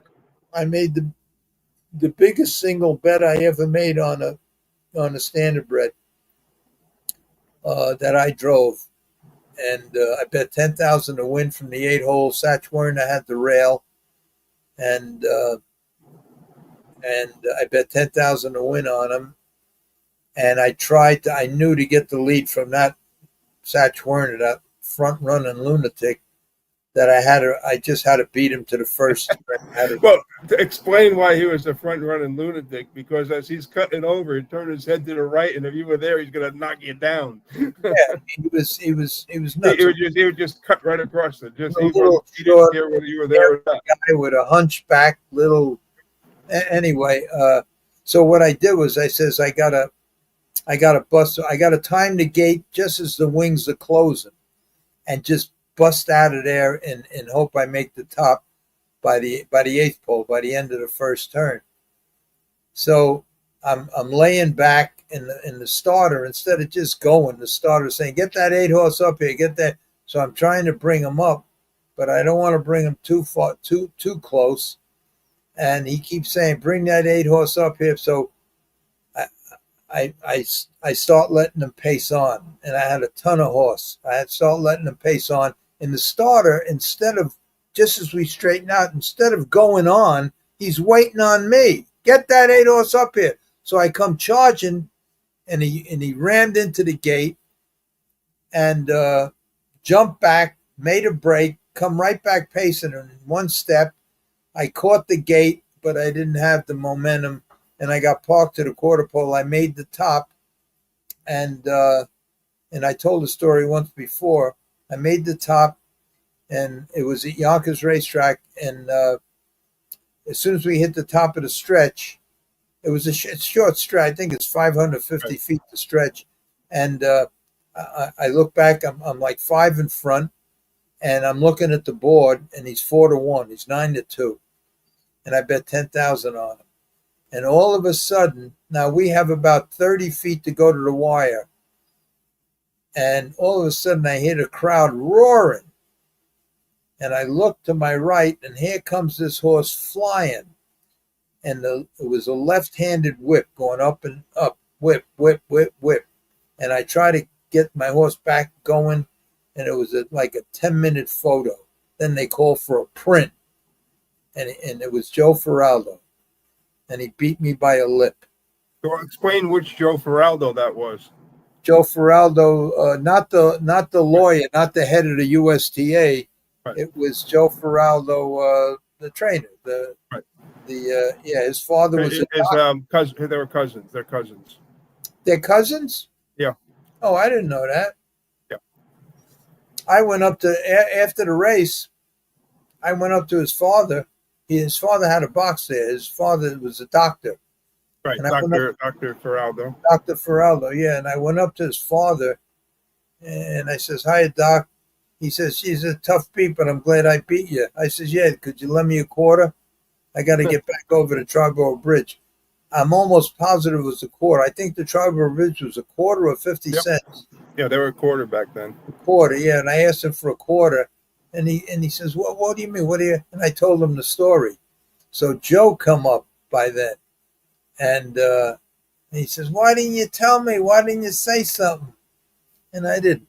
So that's the biggest bet I made on a horse that I drove, without eliminate the gambling from gambling. Okay, that's a Satch Werner story.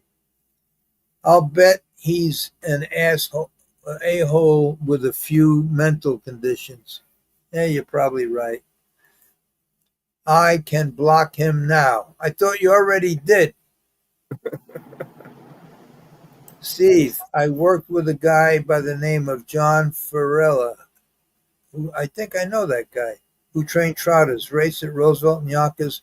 I would have never went to the Thoroughbred game if Roosevelt didn't close. A lot of people said that. Yeah. Okay. As soon as we get done with these questions, we're closing down. We've been on for 2 hours and 15 minutes, and I'm dying to get my ice cream. Rick Simon, Sundance, when you block only, you don't see him. We still do. You have to be Larry or have a wrench like Tommy or Jesse. Well, Sundance, figure out how you can get a wrench. I don't know how to do it. Rick Simon, then that user is blocked off the channel. No one else can see him. But don't they come back and use different names? I don't know. But Sundance, get a wrench. Figure out how to get a wrench. Sundance is my good friend. That's why I talk to her like that. Simon, Rick Simon, then that user is blocked off the channel. Nobody could see him. Okay. Steve, when we moved the horses from Roosevelt to the cinder block walks at Yonkers, that wasn't for me. That's so. I'm going to say something to Steve. Was that not depressing being at Yonkers with those stalls? The dark shed row up there. It was just awful. I hated stabling at Yonkers. I hated being there. Cinder block walls, damp. It was terrible. Yep. Okay, Sundance. I only have a wrench from Tommy. Well, ask Tommy how I can give you a wrench or how you do it. Rick Simon, Sundance. Larry has to make you a moderator. Yeah, well, watch out this. I have no clue what you're even talking about. When you have a wrench here, you can block. Tommy gave you a wrench on his channel. You are a moderator on Tommy's channel, not here. All right, figure out how you can be a moderator. I don't know how to do that. Larry has to give me a wrench, but I don't know if he knows how to do that. You're right, I don't. Larry, you might know John Farella. He's married to Plutino's. Yeah, I do. I know that name is familiar. He's married to John Plutino's sister. I gotta know him. The name seems familiar. I gotta know him. I thought I could block. Okay, well you can't. Larry, make Sundance a moderator on your settings. Yeah, well, where are settings? I don't understand. I don't know how to do this stuff. I got to get my friend. He'll show it. He'll do it. I don't know. I wouldn't know how to get to the settings. Great program. Lots of memories. Satch Web. Statch. I don't know. They've had Satch Warner. Yeah, Satch Web. I'm doing good with these. You're zipping right through them. Yeah, zipping right through. Larry, Sundance won't get a wrench to fall from the sky. You have to click on her name and make her a monitor. All right, where's Sundance? I'll click on her name. Where is she? All right, there's Sundance. Okay, let's see. I click on her name, and then what? I clicked on her name. Nothing happened. Nothing happened. Okay, let's go. Let's see. Satch Warner would go to the front because he had scoliosis. What's that? Freddie, it was like I think he's talking about what section he was in. A section at Yonkers. oh, Bill Hudson, orange and black colors. Yep. Okay, we're getting to the end here. Babs, that's too funny. You better have a strong umbrella, Sundance. I don't know what that means.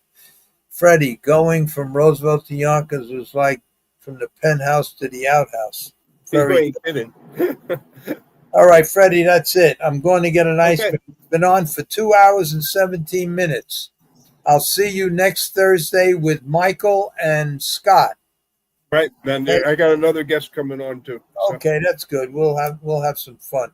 Okay, thank you all for tuning in, and we'll see you all Monday. Now, listen, for everybody out there, if you want to What's be going on Monday? Monday, I have a show. So anybody out there that has money that they want to invest in a company that's ready to explode, we're going to talk about it on Monday. It's all set and ready to go. Been working on this for 5 years, invested, I think, over $2 million. Everything is done. Everything is done. All the everything is what do you call them things? All the apps are done.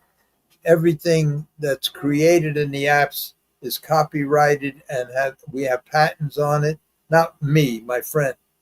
And it's ready to explode and probably going to be bought out within 6 months for billions of dollars. So whoever is interested in investing, tune in Monday. Okay, Freddie, I'll see you. I'll talk to you during the week. And, all right, Larry. And good night, everyone. I'll see you. Good night. Good night, Freddie. Okay, folks. Good night. I got to figure out how to end this thing. Thanks for tuning in, and I'll see you. I'll see you Monday. I'm going to do a show Monday, Tuesday, and Thursday. So for the people that want to get rich or has a few dollars to invest, we need about $400,000. Don't all have to be from one person. It could be 50,000, 100,000, but that could turn into millions really quick. So tune in.